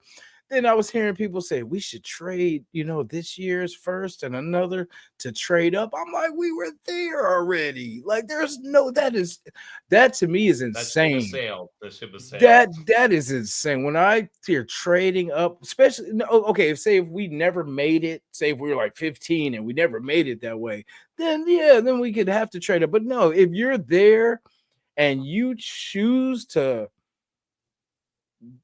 I'm not going to say tank. I'm just going to say if you choose to get out of that position and then you choose to trade your assets towards that, but to get back in there, I'm sorry, that's insane. That's just not logic. I just don't see the logic in that. Like, I definitely agree with the, of course we don't want to lose, but it to trade back into what you already had for free. That's like paying for something that someone's like, hey, you can have this. And then like, no. Pay anyway. Yeah. Let me get you $10,000, man. Let me hold on. No, so someone gives you something, then you give it back to them. Like, oh wait, actually, I kind of did want that. Now that and you give them $20 for it. It's like, exactly. I've said this for a while now this season.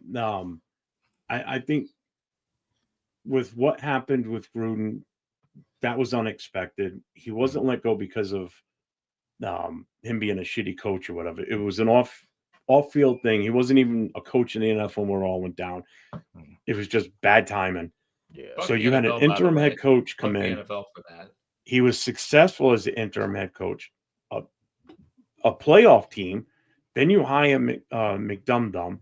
And I said it when we hired him. I said, he's going to set us back 5 years from the moment he said, I'll take the job. He took a potential, playing deeper into the playoff team with the talent we had and dismantled it. I mean, he ripped that team apart. He changed everything. Yeah. Didn't want Carr. The only good thing he did was bring in Devontae, but really, how good was he? Yeah. The first year with DC worked. Yeah. Until the last 2 games of the season. Then he tells Derek Carr to just stay home, don't show up. And I get why. Yeah. Because guaranteed you don't want him in the building. If he slips while he's in the weight room, guess what? We're on the hook for his contract. Yeah. Stay home. Stay away from the facility. We don't want you anywhere near it. So he destroyed this team. I mean, because the team was going in the right direction. Gruden finally had a playoff team. It was a literal playoff team.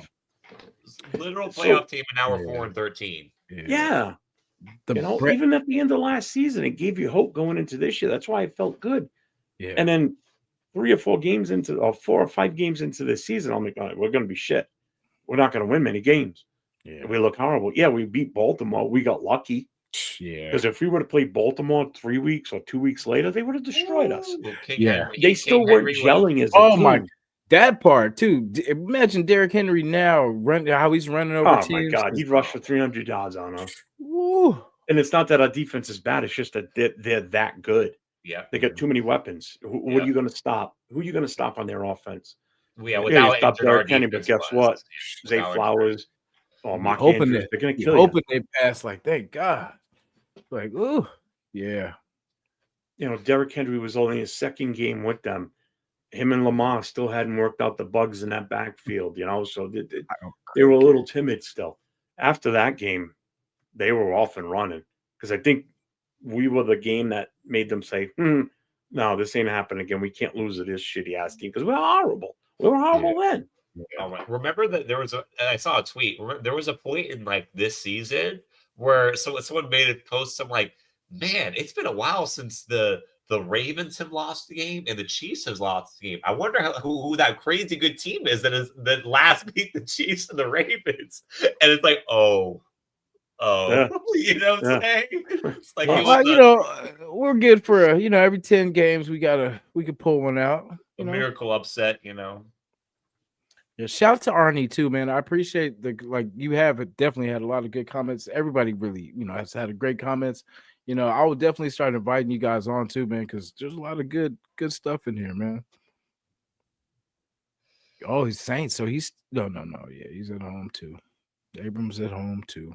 Yeah, he's planning a trip to Cabo himself, I think. Yeah, Josh Jacobs for everyone, he's at home too. I'm kind of bummed about that. I wanted to see Green Bay. Yeah. Well, my daughter's a Packers fan, so I failed there. I don't know how that happened. Yeah, but yeah. I don't. Well, it wasn't your Raiders. failure; it was the Raiders' failure for not being good enough. My son's a Raiders fan, so at least I scored one. So yeah, I would say my daughter, I love you to death, girl. She's Raider fan. Definitely, she's bringing a little baby Raider soon too. 2 weeks or sometime 2 weeks or give or take. There we go. Yeah, I got a grandson coming in May, so I've already got a granddaughter for my son. So congrats. One of the first outfits I just looked. I saw the picture today in the house. She's in a little cheerleader outfit. There we go. Yeah. I got it for her. No one. See, I'm in that mode right now too. The shopping, making sure the Raider gear is, you know what I mean. There, no excuses. The first thing on is going to be Raider gear. Oh hell yeah! Especially for the grandson.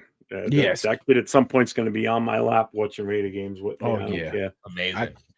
She's gonna have mandatory. She's gonna have to come and get him because he's gonna be with me watching the games. We're gonna be going to the games. Yeah, I can't. I'm excited because, of course, it's a shock. When you become, you find out, daughter's pregnant, and then you find out it's a boy. So you're like, oh, okay, we got a little future Raider coming. We got, so it's like, and then the shopping and making sure, Well, like it's twofold too when you got a grandson coming. Especially from your son, if it's your son, because now my last name continues on. Yes. Because at first he had a daughter, so at that point, unless he had another kid and it was a boy, that my last name was going to stop because my daughter's married. So that ended that. So now with him, he's going to have a son. So all right, so now the last, the LaFontaine name is going to continue on. So all right, hell yeah, keep on that legacy. There is hope. Continue that legacy. Yep. Let me see. We got so the Ben Johnson thing. Like, how's everyone kind of feeling about? Do we think it's going to be? Because I seen Pete Carroll. I guess it's getting narrowed down because remember, this reminds me of last year. It was what's his face or Harbaugh or I don't think any of the GM candidates. I think Mark Davis said at one point, like none of the GM candidates we hired said Harbaugh. Like I think Raider fans were saying, "Oh, this guy from Indiana is going to choose Harbaugh."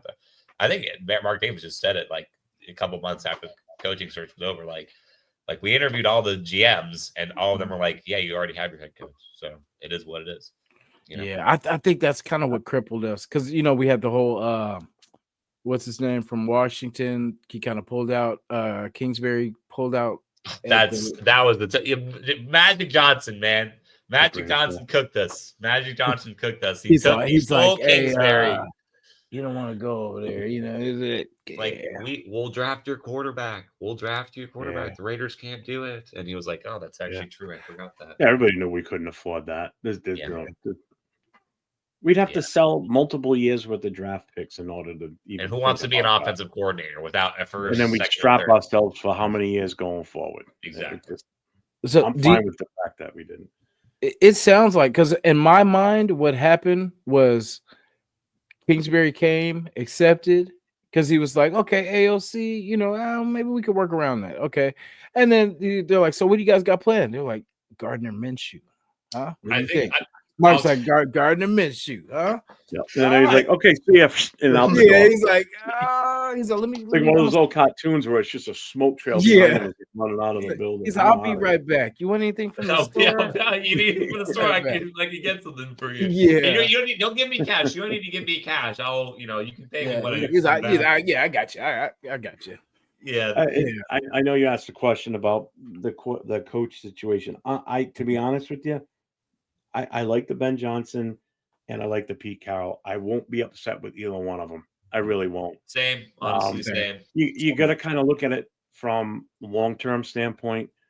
So if it's Pete Carroll, how long is he going to be here? Are they going to in the contract, whoever they hire along with him, are they going to have somebody that's already named as a replacement, like New England did with Mayo?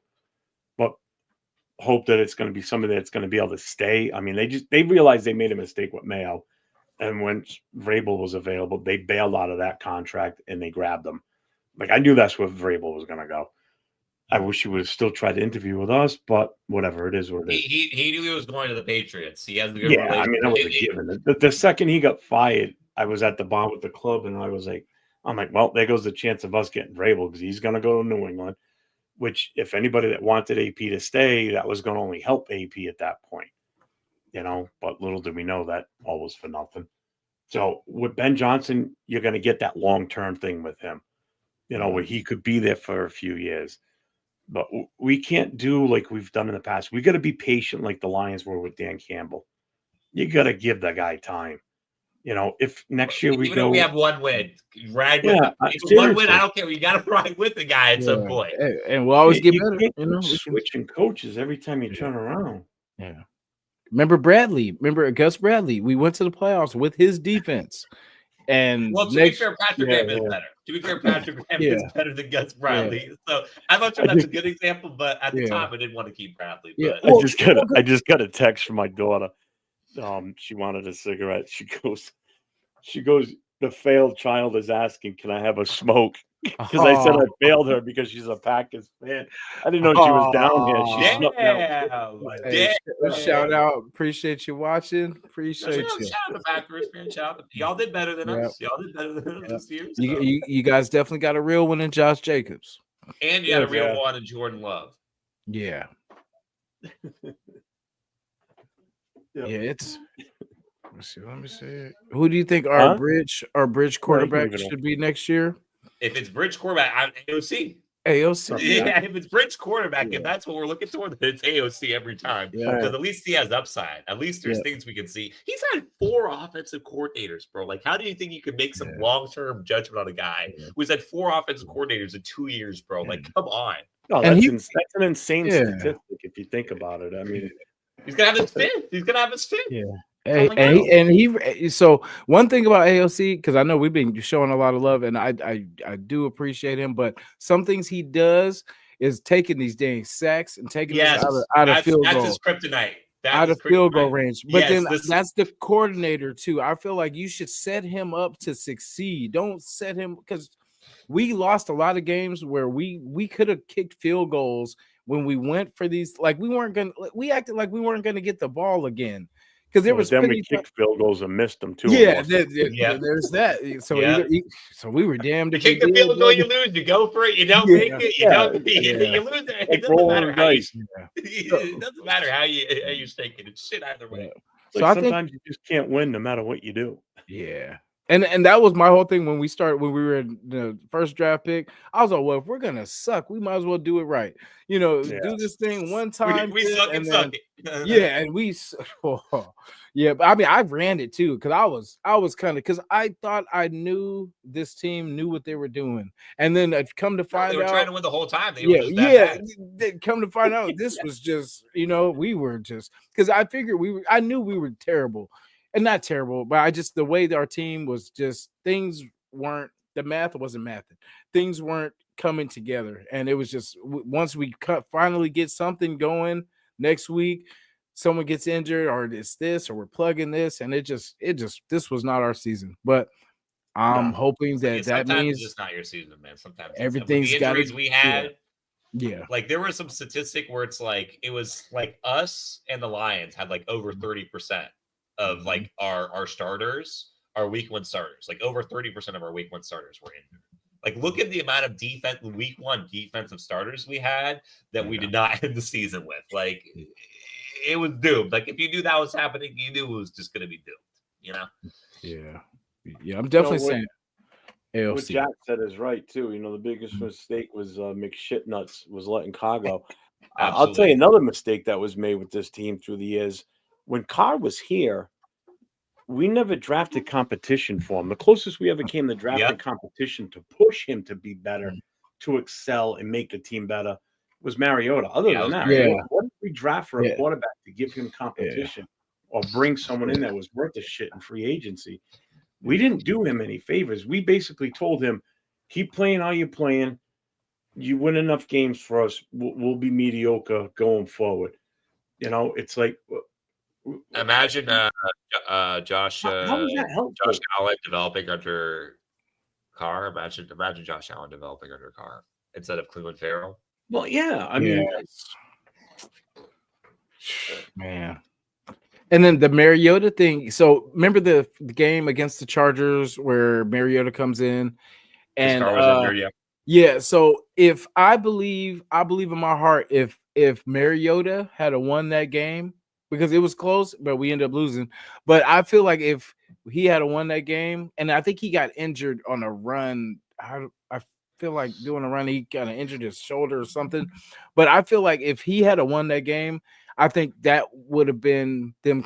They would have considered going a different direction in the quarterback, because I think that was, like you said, we never had competition that was worth. No, that was the closest to a starter that was already established with Tennessee, and I think if he had it just didn't shake out for him. You know what I mean? He ended up getting hurt.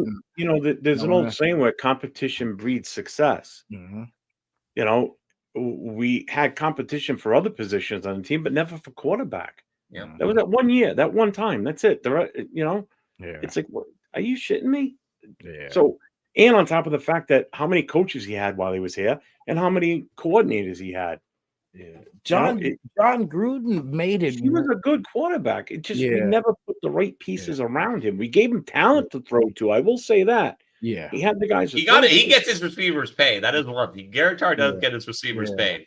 And see, that's the thing. We never kept him. Like, remember team. Aguilar, like the good year Aguilar had, and then he gone. And then we had someone else come in, do good, and then someone else takes him. So it's like we never get to stack and build. It's always replace. Oh, damn, lose, replace, and then it's the same situation with coaches. We lose, replace the coach. Oh, the GM's going too. All right. Yeah. We lost again. What did I do? Second year and a half with this coach. Get rid of him. Yeah. All I know is if we end up with Ben Johnson, which is what everybody wants, and he completely just pukes all over the place next year, and we only get like 2 or 3 wins, which is worse than what AP did. Yeah. I'm waiting to hear that, because what's going to happen. People go, oh, fire him. Well, you're going to hear if things don't go his way, you're going to hear that. I don't want to hear it. I don't want to hear it. Yeah. Because not for nothing, this is the guy everybody wanted. You got to give them time. Let them cook. Let them develop into something. It's like, are you freaking shitting me? Yeah. Yeah, because they were praising Minshew after that Baltimore win too, and then how'd that work out for us? Oh yeah, you won in Cleveland. Oh please, it's Cleveland. Give me a break. Yeah, and that was. I feel that was by accident because that's what I mean. We barely won that one. It was our normal where it was like, oh shit, they're driving. It's only a matter of time. And then Snowden. Yeah, I'm like, wait, the blizzard. What? I'm like, what? The snowman. I like that comment that's just right there about Carr. I'm not upset that Carr was gone. I mean, I wasn't like a Kardashian, like some people say. It's just that I recognize that he was a good quarterback for us. He was consistent while he was here, whether it be good or bad sometimes. I get it. He was faithful to the team. He wanted to be here. He dealt with Raiders bullshit. He had a clear in here. Devontae Adams. Josh Jacobs, Amari Cooper that didn't want to be here anymore. You know, Carr was ready to stay here no matter who he was thrown to, who his coach was, who his coordinator was. Yeah. You know, he was a loyal player to this team, you know? So it's like, I don't get why people feel that way. I wasn't upset that he was going. I was number one upset the way we did it, that we get 0 for him when we could have done something while he was still in the contract and get something for him. Because I'm telling you, we could have traded him away for something. Don't tell me we wouldn't have gotten anything for him. Yeah, because I feel it wasn't because I was a big I liked Carr because a lot of if you guys remember back in in his first couple years, they didn't think he was a top like say 15 quarterback, but I was like, man, the guy's got talent. It's just it was for me. It was just sometimes he wouldn't do what it takes to win. I feel like because I feel like he left some out there. He would sometimes just throw balls up. And then if the receipt, it would be more like, well, hey, he didn't make the play. No, you got to sometimes go and get it. You got to run, why Josh Allen's great, why Mahomes is great, because he'll run, he'll do the extras to make sure that they keep the drive going. And it's when we see DC, when we would see DC run, I would be like, oh shit, play's over. You know what I mean? Because when he's on the run, he wasn't that good, if that makes sense. But that wasn't his game. But it was just like we know that on his legs aren't his best asset. And it's been with all the quarterbacks that we've been having. Because remember, the game Jimmy Garoppolo won against the Broncos. It took him running for those first downs for us to pull out that win. And that's just has to happen every damn game because that's the league. It's not, the running back's not going to get all the running. You know what I mean? It's like the quarterback's got to do some of the dirt too. And for DC, he sometimes relied too much on the arm. And it was, I don't know, sometimes it just, things looked ugly. And he would be good between. Well, see, it depends on his roster too. Because if you guys notice at the Saints, right? When he had Shaheed and he had what's the other guy? The other speed, the young guy. I almost had it. Dang it. But the young speed receiver, Olave. That's it. It's Olave. Yeah. So when they're in the roster, because we know, remember with Henry Ruggs, when we had DC and Ruggs, he's good with players that can catch up to him just launching the ball. Dude, yeah. Carr deep ball, the Ruggs was automatic, bro. Ruggs was going to be a special player with Carr, and it just. So that's how when he's with the Saints, when he has Shaheed and he has Olave, he wins more games with them in the lineup. But when they're out, you notice he doesn't do too well because he doesn't have anyone that can kind of catch up to his balls and kind of save them, But I just noticed that he needs that speed guy because when we had Waller, DC to Waller was golden. Ooh. You know what I mean? Because he would feed Waller was just, and when he was at his best, was just hard to stop. You know what I mean? It was just you got to talk. And Waller was a freak of nature too. I mean, that kid was he was just a big wide receiver playing tight end. I mean, that was a mismatch, total mismatch out there. If he could have stayed healthy, that guy. I mean, they would have been one of the best in the game that we, ever. And we're lucky. And I think we got him off the practice squad when we were doing this. When Gruden saw him in the practice. He's like, "Well, who's this guy? Who the fuck is this guy?" That's very Al Davis. Wiped him off their practice squad. You're coming with me. That's an old school Raiders thing. I mean, that's a good evaluation of talent. I mean, that's probably one of the other, evaluations of talent that worked out for him. Just don't ask him to evaluate a first round. No. Yeah. Don't ask him to evaluate a first. Ask him to evaluate the guy on the practice team. He's got you. Don't ask him to evaluate. And no trades either. No trades or. Oh yeah. Yeah. Yo. Ooh. Oh. Let's see. He traded away. What's his name too? Mullins, right? Was that Gruden that traded away? That I don't remember. Drafted Mullins. Yeah, he drafted him, but I swear he came. Well, I think he came back in. No, did he? Matt Mullins, are you talking about the second round cornerback we had that was Yeah, good but was always injured? From Clemson. I mean, he I think it was fired by the time Mullins was out.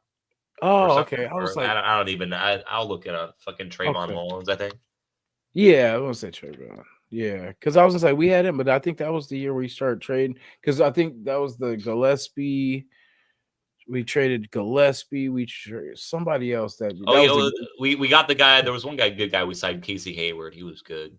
See, that was one we should have at least tried to keep another year. You know, because he helped that. Yeah, when defense. that was McDummy didn't want him. McDummy didn't want him. We had that's when I think Merrick's first year, Hobbs' first year, and they were working in that defense. That was that Bradley defense. Yeah.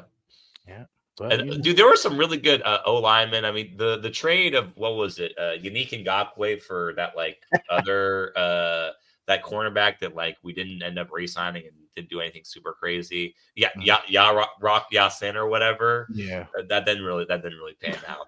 South. Yeah, I know you see that. That was a security job at Lowe's to be the OC in New England. That checks out.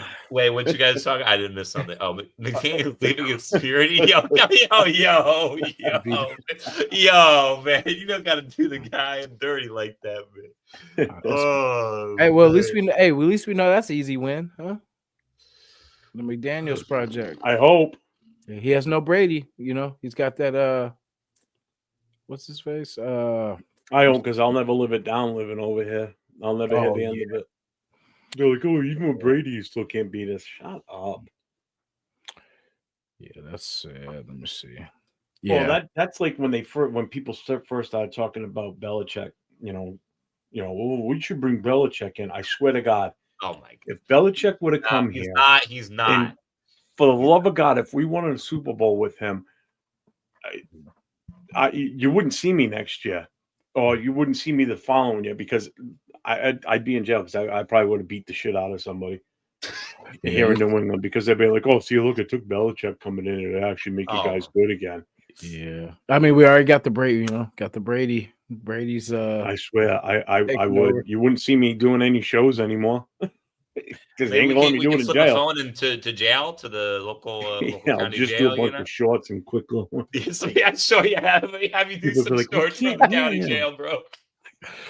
Yeah, it's I've heard so many names thrown around that I'm not really gonna even get excited until we hear, they're hired. And you can't. You can't.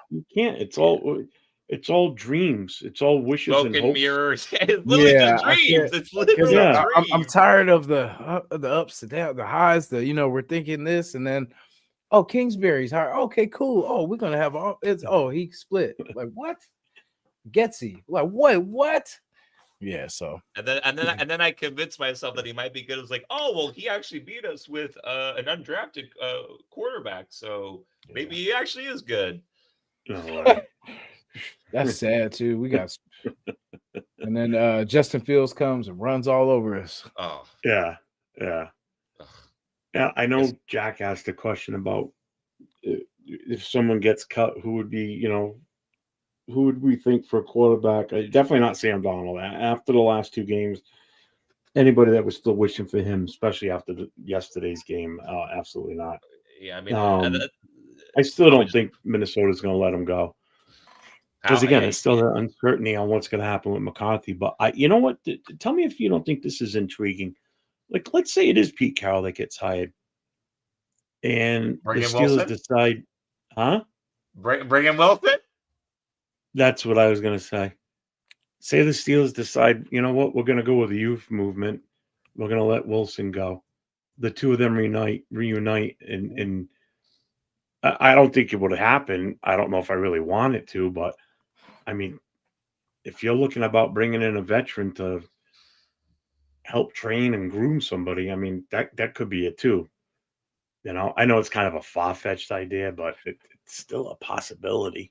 I mean, I would definitely, because I'm just not sold with the free agent quarterbacks out there. That's all. Yeah, and it's we are, because I did a live and I was talking about, the options and stuff like that. And I know, of course, Russell, I know people hate, love, whatever, but I definitely would try to see, because I mean, for what the price that the Steelers got him for, we could have did that.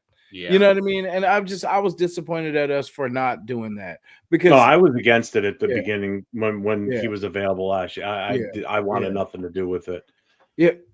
I just, because I I thought we That had the was just guy. for yeah, vet men. Just yeah, for vet men. That Well, was I my yeah, thought we had the guy with AOC 12. The way yeah, he ended the season last year as a rookie, I was like, yeah, all right, this shows promise, and that yeah, was all for nothing.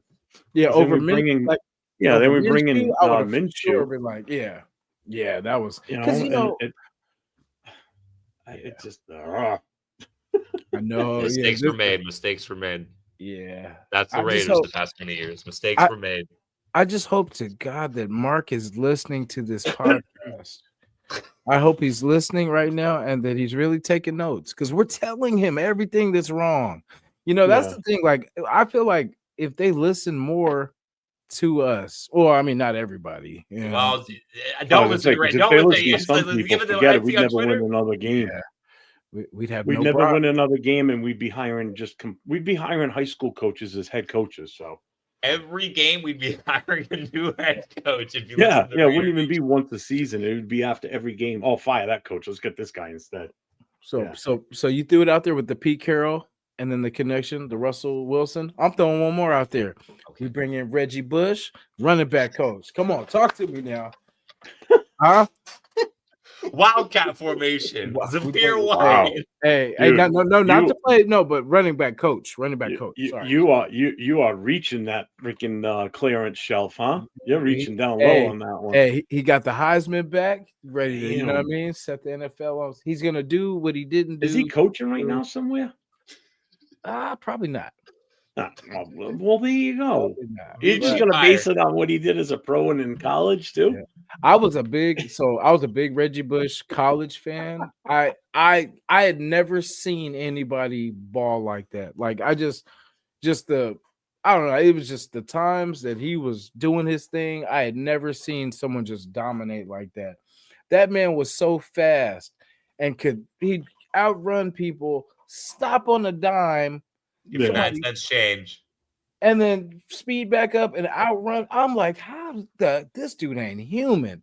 It was No, just it was was not this past Saturday. Saturday before, I did I signed on and did a show in the afternoon, and while I was on, my son came over, so that we set it up. So I had the mic between us, and he sat next to me. We kind of just bantered back and forth in the show, and it was fun to do it. Then he made the comment that I thought was absolutely hilarious. He goes, we ought to reach out to the Vegas Knights and see if we can share their GM with the Raiders. the Aces. said- Oh wait, never mind. I said, that's funny. I like it. I think it's Yeah. hilarious because, I mean, he goes, at least one team's, doing good in Vegas. I said, yeah, plus the Vegas Aces. I was gonna say, but the Aces, but then that's The basketball teams won Yeah. won a championship or two. So You Mark know, Davis might as is well reach more out to them, too. basketball than- Yeah. So I mean, if you want to reach out to the Vegas Knights to see if we can borrow their GM during the football season, go for it. Well, It's that Jesus. it's kind of It's like- funny that Aces owner just happens to be ours. Yeah, exactly. And Tom Brady's part owner of that one too. Yeah, 2 owners. We have 2 owners. Yeah. 2 of their So you're owners. saying We there's a just need chance. Seymour to buy in on the Aces now, and then there's our trifecta. Yeah, we're close. Ooh, hey, I was just about to say we're close, and I click on this one, and I see that 4-13. I mean, even as bad as it looks and bad as it was, with AOC starting, Without the injuries. Yeah. without the sideways interceptions and the Without fumble. Luquezzi. Well, it's all coulda, shoulda, woulda stuff, Yeah, Every Could've done it, season. That's could've every done season, that. right? This yeah, would have happened if we did this. yeah. And I'm like, but at least now, hopefully they know, because checking ain't cheating. Now they know. Minshew, we know what he is. Aiden still hasn't shown us. I mean, he's shown more running this year, a little bit more scrambling, but not enough. But I just want him to work on that in the offseason. Definitely work. Because, I like Joe Burrow, because Joe Burrow will wait. He'll 1, 2, and before 3, he's gone. He's gonna run, because he understands the line. Because he didn't have a good line when he first got into the league too. So like he was running for his life. That's why he was getting like Well, he was a lot number one of overall pick. You're never going to go in a good yeah, situation. Number one overall yeah. picks. I love his pedigree though. I love like his just he don't talk much, but his play, like he's a gamer. Like, Well, his play speaks for himself. What's up, NorCal? Salute. Yeah. Oh God, I wish we had Burrow. Are you shitting me? Yeah. But again, you look at who we had as coaches during that time. How good would he really have been if we got shit bum coaches or stupid moves we do along with them? I feel like that was the Gruden year, yeah, or no? Was that the Gruden firing How long year? has been in the league? 5 years? Yeah, it would have been Gruden at that point. Probably. But Gruden still, he loved Carr. I mean, he liked Carr before he even became the head coach. Yeah, he liked pretending he didn't like Carr while really liking Carr. That's how he pretended he didn't like Carr while he really did love Carr. That was his thing. Yeah. Oh, without a doubt, that was his guy. He wanted him. Yeah. Carr. I after I think it was the last game in Oakland. That was the kind of where I start kind of fading off. Because I want somebody that's not gonna, how Brady would will his team, like he's gonna be screaming, hollering on the sideline because he cares that much that he's gonna at least say something or gets people fired up. I want Aiden O'Connell to cuss someone out. If Aiden O'Connell cuss someone's out, I know we're going to the Super Bowl. I don't think I want him to cuss someone out. I don't think you're going to see that from him. Yeah, I don't think he gets mad at anybody. Yeah, I was gonna say he looks like he likes everybody. He's a nice guy, which he needs to hang around JPJ more. Yeah. Maybe JPJ can be his attack dog. Maybe JPJ can cuss. Well, that's just it. I mean, I'll tell you what. You know what? I will say this, guy. I wanted to say this earlier too when we were talking about JPJ. If you watch him when he was playing this season, when the play was going down the field, who was the first guy, non-skill position player, that was at that ball carrier? Oh my God, dude. Helping him up. It was always him. JPJ. That's how much that kid hustles. That's how much he goes up there to help protect whoever that is in case shit happens too. Yeah. So he's like the enforcer out there, and I absolutely love that about the kid. Yeah. No, he'll just it's not even like he's helping. He's just gonna body tackle a guy. Just tell him, hey, I'm gonna just body tackle a guy to body tackle a guy. Throw that big body around. And just so we ain't messing around. This is the Raiders, always bro. Hustling out. As soon as the play breaks past the line of scrimmage, he's gone. He takes off running after it. So I mean, that I want to see that in our offensive line. I want to see that in all our players. That caliber, we need more of that, because I didn't like that whole era where we were trying to get the character guys, because these weren't dogs. These were like just good guys that play ball.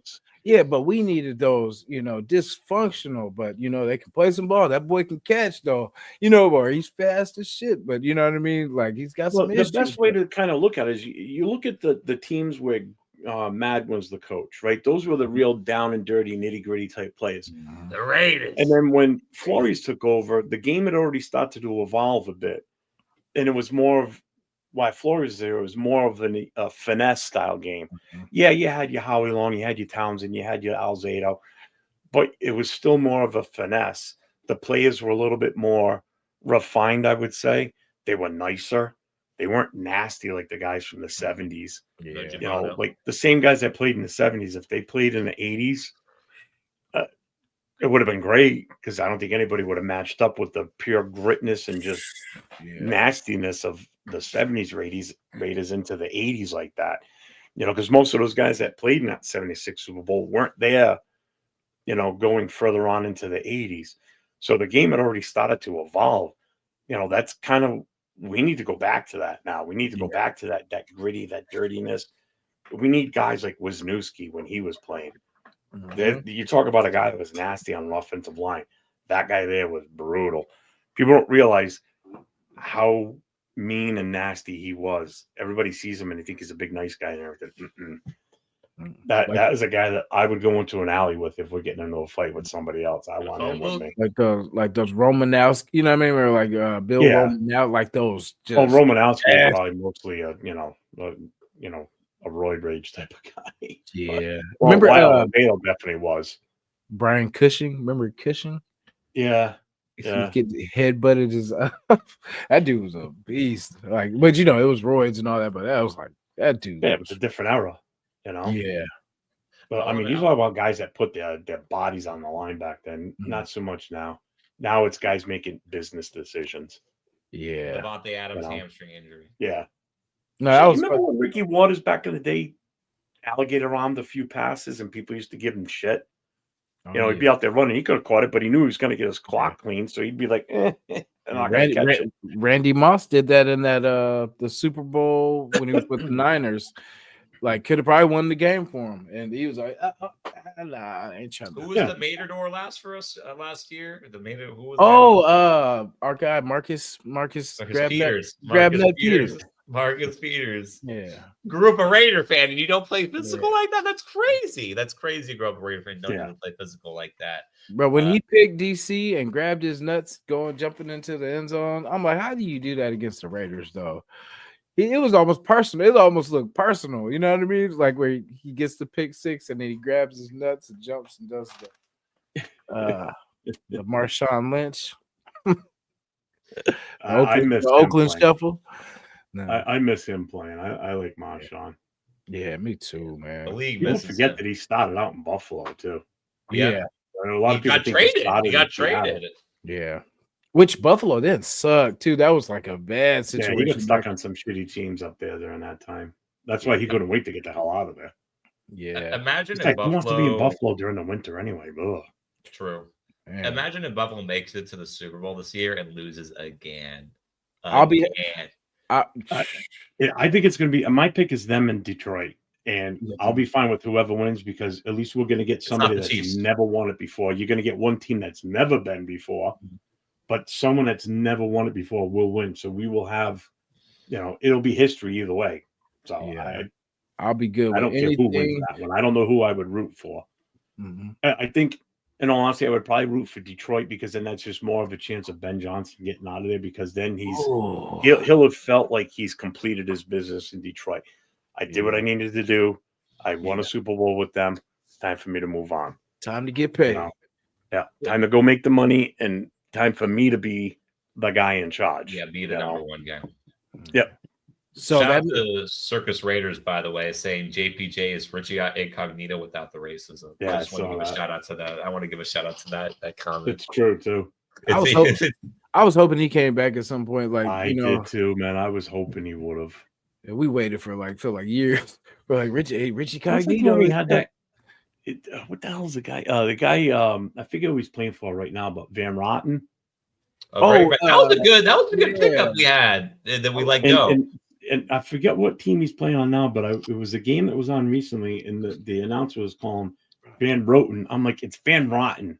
Yeah. It just sounds better when you say Van Rotten. I mean, the name alone says I should be playing for the Raiders right now. Yeah, imagine him, Incognito, JPJ, and Van Rotten together. That'd be crazy.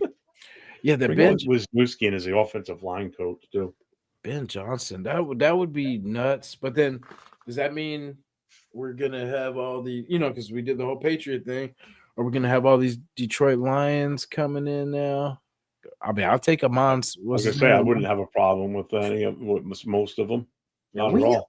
We have to get our guy though, because just how like Detroit's got Saint Amon. We got to get a guy because it's. I agree. We got rid of Devontae. We got to get a guy. Sign him. I just don't want Higgins. That's the biggest one I don't want. Higgins. Damn. It's been flooded. You know what I mean? Like everyone's gonna be probably fighting for him. So we just need our. I honestly think he's going to New England. I think New England's going to be all over that. It's more enticing for him to go there. Yeah. They got more pieces of the puzzle already. You already got a rookie quarterback. You got a tight end that's serviceable. You got a running back with Ramondre Stevenson. What they're really missing now is an offensive tackle and a wide receiver. You know, that's their biggest need on offense, to be honest with you. And they can get all that in the draft, especially picking number 4. So they could do a free agent move by bringing Higgins in. They could pick T Mac before we even have a thought of picking him.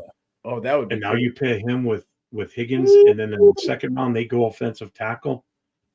All of a sudden, the Patriots are going to be somewhat relevant again on offense. That's You know, crazy. and people think I'm like a closet Patriots fan. I live in New England. It's all over the news for sports around here. How do I not? How do I not listen to it? You know, so it's like, No, I it's hate funny. the Patriots. Trust me. It's crazy you say that because a lot of people. That's the first time I've heard that taken, which it was crazy too because that could happen.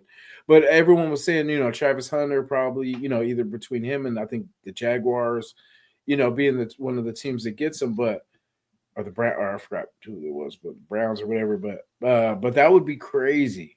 I'm telling you, I honestly think that's that's why I don't think we're going to get a shot at T Mac. I really don't. Yeah, I think Travis Hunter's going to go to Jacksonville. The Giants and the Browns are going to take the 2 quarterbacks because they both need them. mm-hmm. Cleveland cannot go into next season with Jameson Winston as their starter. There's just no way. He's too unreliable.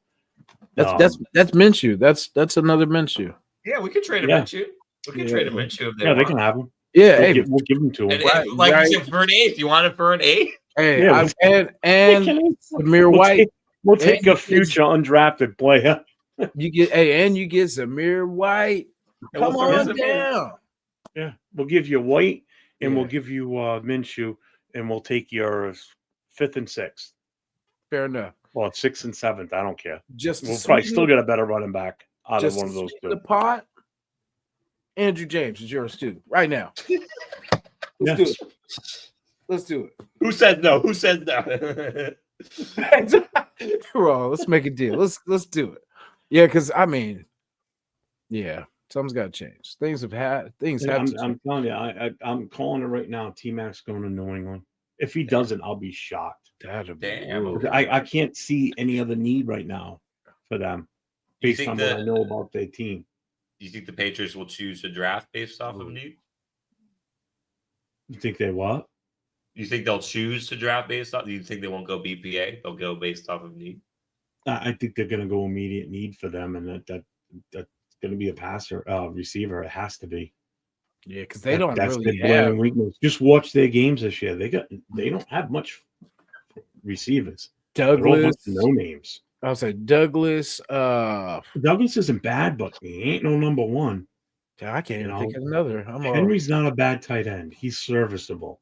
Henry. He does I like just Hunter what you need him to do. And again, Ramondre Stevenson is a good running back. So they need a receiver to catch the ball. I'm telling you, if Drake May could have a number 1 wide receiver, like a bona fide one, like a Higgins or T-Mac, that's a different team next year. They'll jump up probably as high as number 2 in their division. And with McDaniels, OC, the offensive guru, it can happen. But because the Jets are trash. They're way too many. Jets have to go full rebuild. The Dolphins just can't get their shit together no matter what they've got for talent. Tyreek doesn't even want to be there more than likely. Yeah. 2 is one stiff breeze from another concussion. from retiring. The Dolphins are not what they were when McDaniels took them over. They're not that good. They're really not. They had a good running game at some point where they had a lot injuries hurt them this year too. Yeah, it was, and Waddle hasn't really this year. He ain't waddling around that much. Yeah, trust me. I know. I had him on my fantasy team, and he did shit. Yeah, me too. I think that's why I kind of hit a little harder because I had him thinking I got a steal, and it was nah. That's what I thought too, and I'm like, I ended up benching him for most of the season. He was unreliable. Yeah, especially if Tua's not playing, you going with what's his name, Huntley or whatever. Yeah. Who's what's his name? Tyron Huntley. Hey, that's funny too. I have to go backtrack because a couple years ago when I think he was the Baltimore backup, I wanted to kick tires on was it Tyree or Tyron? It's Huntley. Yeah, on Huntley, and I just want to admit that I made a mistake. Because I mean, even though he played a little this year, but I don't know what the hell was wrong. Because I was just thinking because he was kind of like a poor man's Lamar Jackson, because he could run all this kind of stuff, but he wasn't Lamar Jackson, but he could get out of there. So I was Lamar like, okay, Jackson's a breed of his own. I mean, yeah. So I was Might win a hoping, third MVP. Might win a Yeah. third MVP. yeah. Because hey, do you guys remember when he came out? They were saying the same thing they were saying about Milroe, if you guys remember, about Lamar Jackson too as well. Like they were saying that he was more, he could run and everything, no, but they didn't think he was going to be good at Milroe all. doesn't have a Yeah. Heisman though. Milroe They doesn't have a didn't think he Heisman. was going to be a good quarterback at all in the NFL. yeah. He's And like, oh, look you at should him. switch to 2 receiver. MVPs later. Yeah, and know? see, that's why when I hear that talk, because if we went, say, we were talking about Genty and stuff like that, that's the only way I would get Milroe, is to say if we drafted Genty, then we would be I feel like we would try to push for that maybe running quarterback paired with that, kind of like how Baltimore's trying to do it with Derrick Henry and Lamar Jackson, because then we could kind of focus on getting that running game going, getting that, but that'd be the only way, because I wouldn't trust him as a passer too much, No. because the Hey, AOC Jack, I agree with has a that. Ben better. Johnson and Spy Check, I think, would be a great mix together. Yeah, Brady and Spy Check equals Spy That's one of the only GMs I know anything about.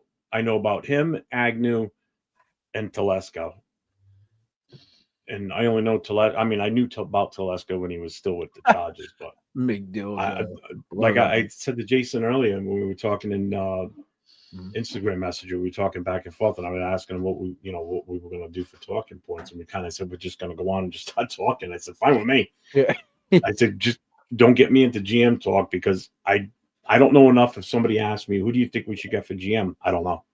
Yeah, That's not I'll my let strength. Brady cook on that. I'll let Brady and Davis Well, you know cook what? on that. At first, I didn't think I was going to have to stop looking into who's a good GM. What do we? What's exactly. the best fit? That's not our job. We're not supposed. Yeah, I mean, You know I what I didn't mean? It's I can have we have comments to. on head coaches because I'm familiar with these guys that are coming in for interviews. Yeah. I never thought we had to look for a GM because presser came out saying that Telesco's job was safe. All right, I'm moving on. Let's look at coaches. And then all of a sudden he's gone. I'm like, well, I guess I got to start looking at GMs. Yeah, the one thing we didn't mention tonight yet that I'm impressed with the radio organization that they've never really done before was hiring that outside that's funny. Company coming in, the Brady. The one that connected everybody with different coaches. Yeah, I was going to say that. You look at his list of coaches, they're not just like, oh, he got this guy a job 2 years later, he's gone. Mm-hmm. They're sustainable coaches. They're coaches that have been in that position for a length of time too, and they're successful at it. Mm-hmm. And it's not just football. He did it in basketball. I mean, John Kerr is one of them. Yeah, go Warriors. So it's like, you tell me he's not successful. I mean, it was nice that they did that. Yeah, it shows me that they really are trying to make an effort to fix this shit and right this ship for once. I'm giving this one chance. I'm giving this one chance. I'm like, okay, you want to take the ship a different direction? Okay, what you got, Brady? What you got? Yep. So I'm giving this one chance. If not, it's like what me and Jason said. He's writing a letter, and I might be adding a little something to it. You know what I'm saying?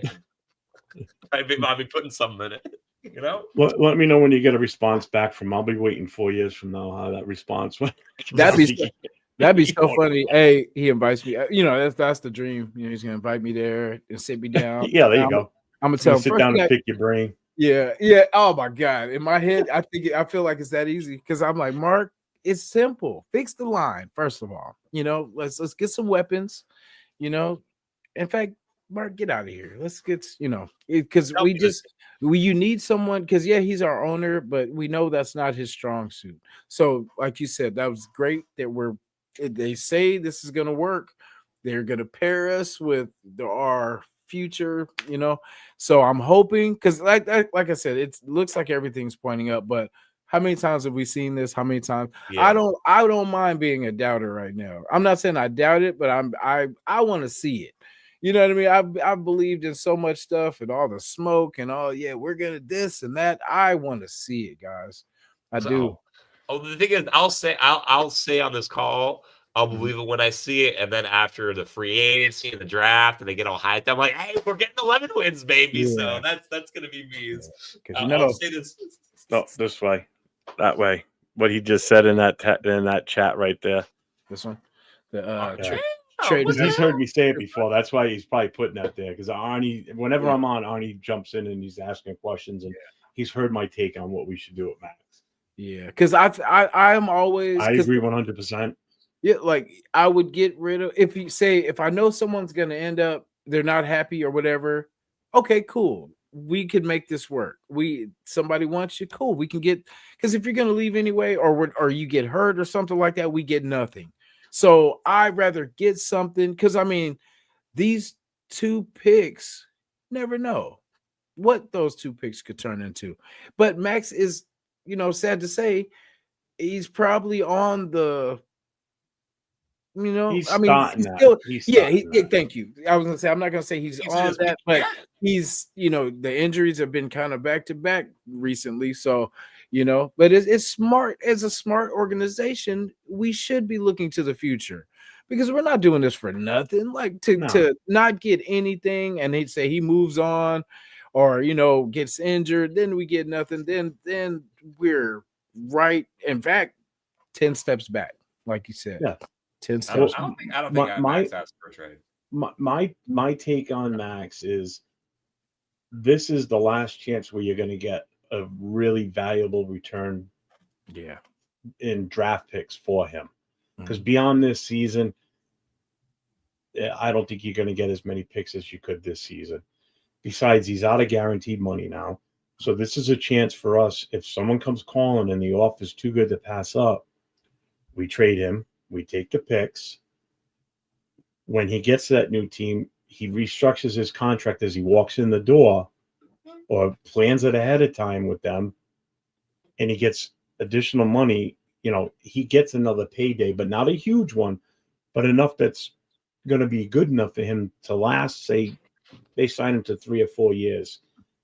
And then by the time he's ready to leave that team at the end of that contract, we should be ready to be pushing for a Super Bowl, re-sign him, let him play with us for a year or two, let him get that Super Bowl as a Raider, retire as a Raider, and you make him happy, you make us happy because somebody out there is going to want him.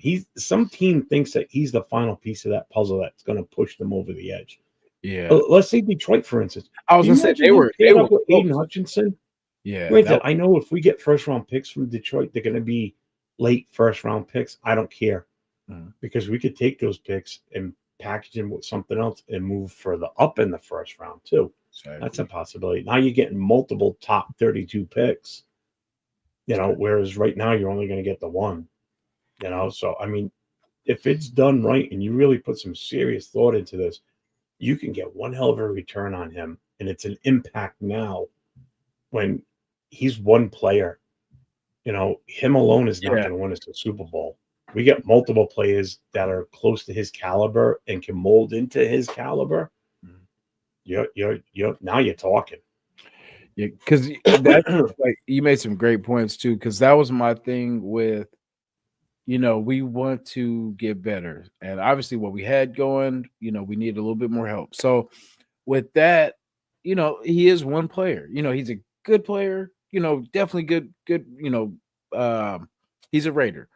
But if it takes getting rid of him to try to better the team, I'm for that. To extend the future of the Raiders, we might have to let go of someone that's been here for, some time. It's a part of the game, Yeah, I mean, you know what? Thanks for the 5 years you've been with us, Max. We love you, but the offer's too good. We're moving on.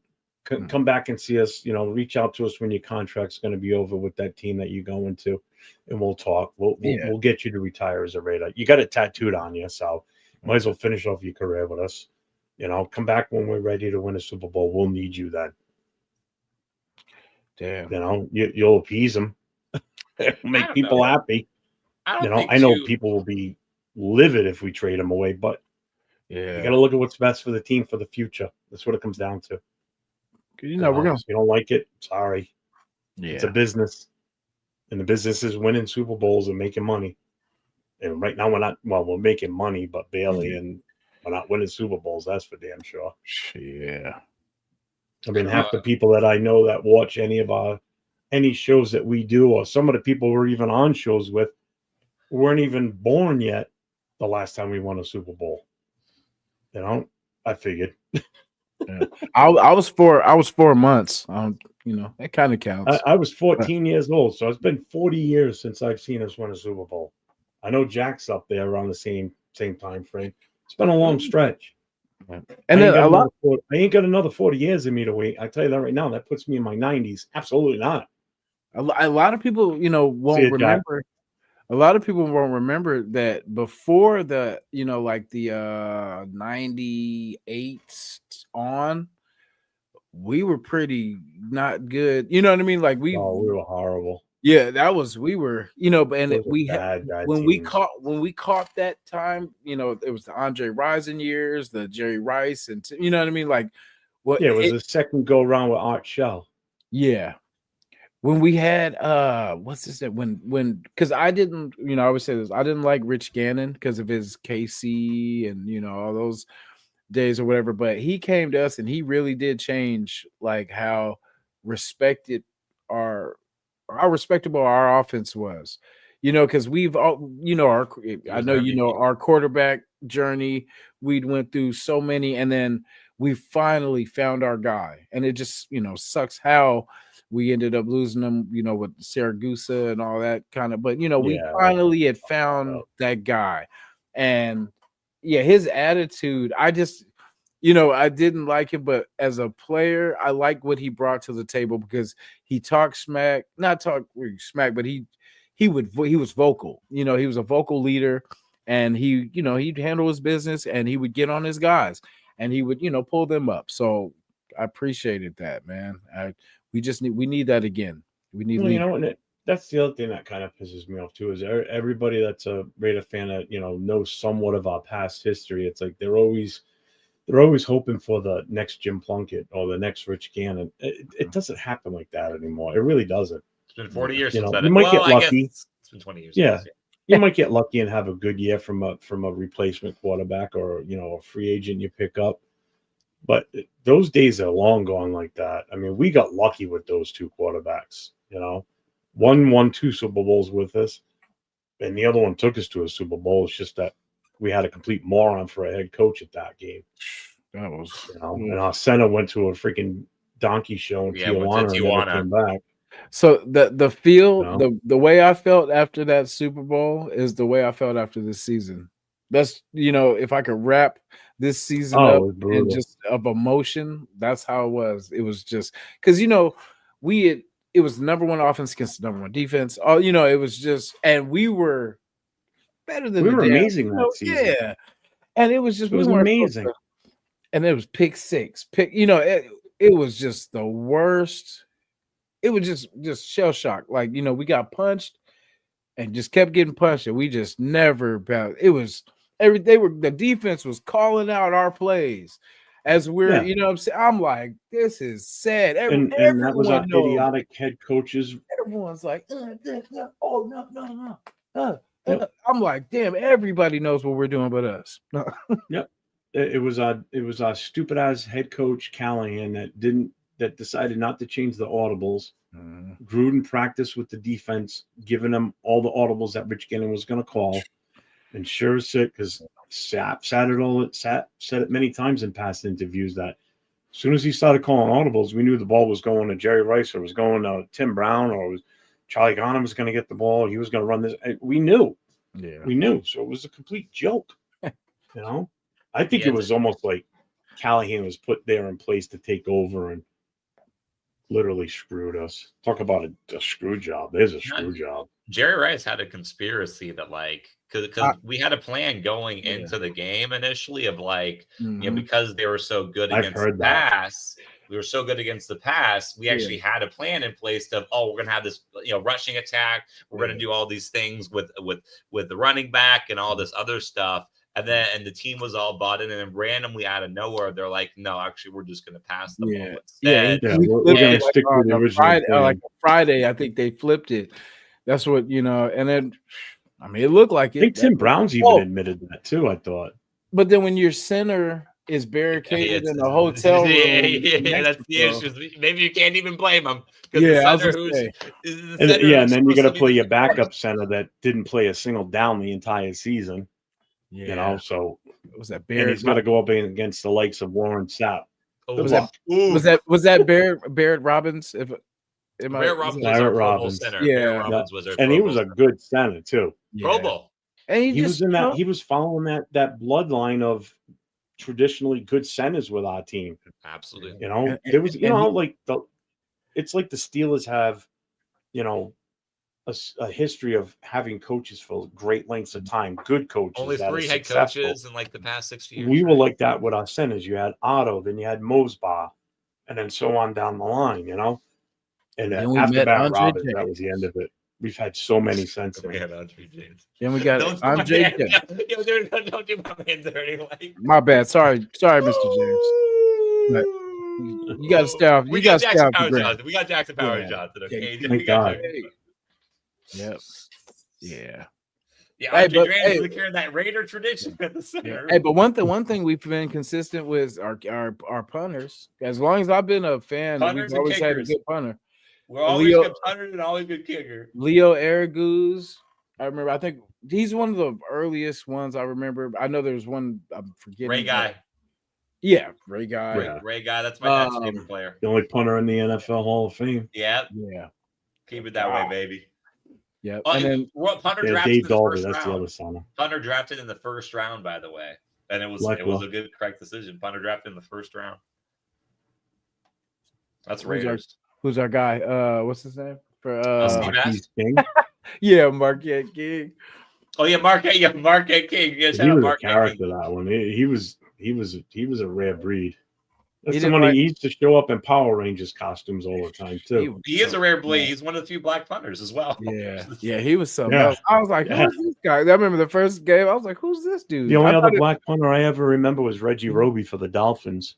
That's going back years. That's going back to like the Marino era. Ooh. Yeah. Hey, Norcal, Jasin, salute. Man, good to see you. Holy shit, we've been on for almost 3 hours. Damn, I know. That's what I was just. I'm like, damn, we was. Hey, the dream team. That's a good show. That's how you know it's a good show. Hey, and like I said, I'm writing Mark Davis, and I will not forget you both.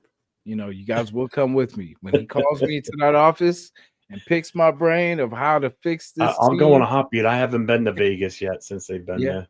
Oh, not last yet. time I was in Vegas was 1985, so I was 15. I've had a different Vegas back then.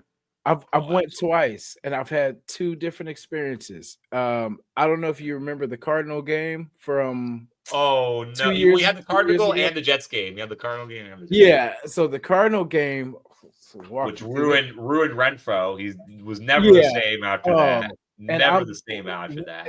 We're sitting there screaming because Devontae's open, and the first down would have killed it. You know, we would have got it. We would kick the field goal out of there. All we had to do was run the ball 3 times out of there, kick a field goal. That was when Cash Money Crossing was Cash Money Crossing. So they throw it. Oh no, they give it to what was it? They give it to Renfro. He fumbles. Oh no, okay, sorry, sorry, back up. Sorry about that. Okay, so Devontae runs an out route. I think DC thinks he's going to sit down, and he throws it to the defender. The defender drops it. So we're like, oh my God, okay. So we're cool. So they throw it to Renfro. Renfro makes a move. He fumbles. We get it back. So we're like, okay, just run the ball. They give it to Renfro. Renfro tries to fight for yards. So I'm on this side. So all we see, because they're driving this way, and they would kick to us. All we see is the Cardinal guy running the opposite way. And we're like, what just happened right now? Man. No, man. And then all of a sudden, game's over. We see the referee. And then so it was a trip because there was a point where right before he crossed, they thought he threw the ball before. So the refs are huddling up. So we're like, oh, we still got a chance. We're still in this. And then they're like, game over. And then we're just like, I what? kind of remember that one. Yeah, that one Yeah. hurt. Yeah, And then the crowd all are the pretty cool back. Cardinal people are dancing, all this. They're Oh, like, no. woo, all this. And No. then like there's like Raider fans like, yeah, this ain't the place you guys want to do all that. You know, Yeah. this Yeah. ain't You're yeah. lucky this That's isn't when you look Oakland. at the Cardinals fan and go, "You're lucky this isn't in Oakland right now, because if we were in Yeah. Oakland, I think you'd be in trouble." It's so weird. I think that's why a lot of Raider fans were on because every time I've went, I've never seen any fights. You know, both times I've never seen any fights. It's a different Yeah, feeling, different vibe there, I'm sure. yeah. It's You know, it's I've never been to quiet. a Raiders home game. I've never been to Oakland, never been to LA, never been to Vegas. Only times I've ever seen the Raiders is when they've come here to play New England. I've gone to Buffalo, and I've gone to New York twice. Once in the old Meadowlands and once in the new MetLife Stadium. So I've seen them play in those places, you know, but I've never seen them play at home, an actual home game. I'm hoping within the next year or two I can get out there and Good take thing my we son with me, good thing you because I say want to right. get him to a Vegas Knights game too, Yeah, and not tell him about it. Just surprise him with the day of. He'd it's be good. psyched because he's a Vegas Knights fan. He's been a fan of them since they were formed. So he's a big Knights fan.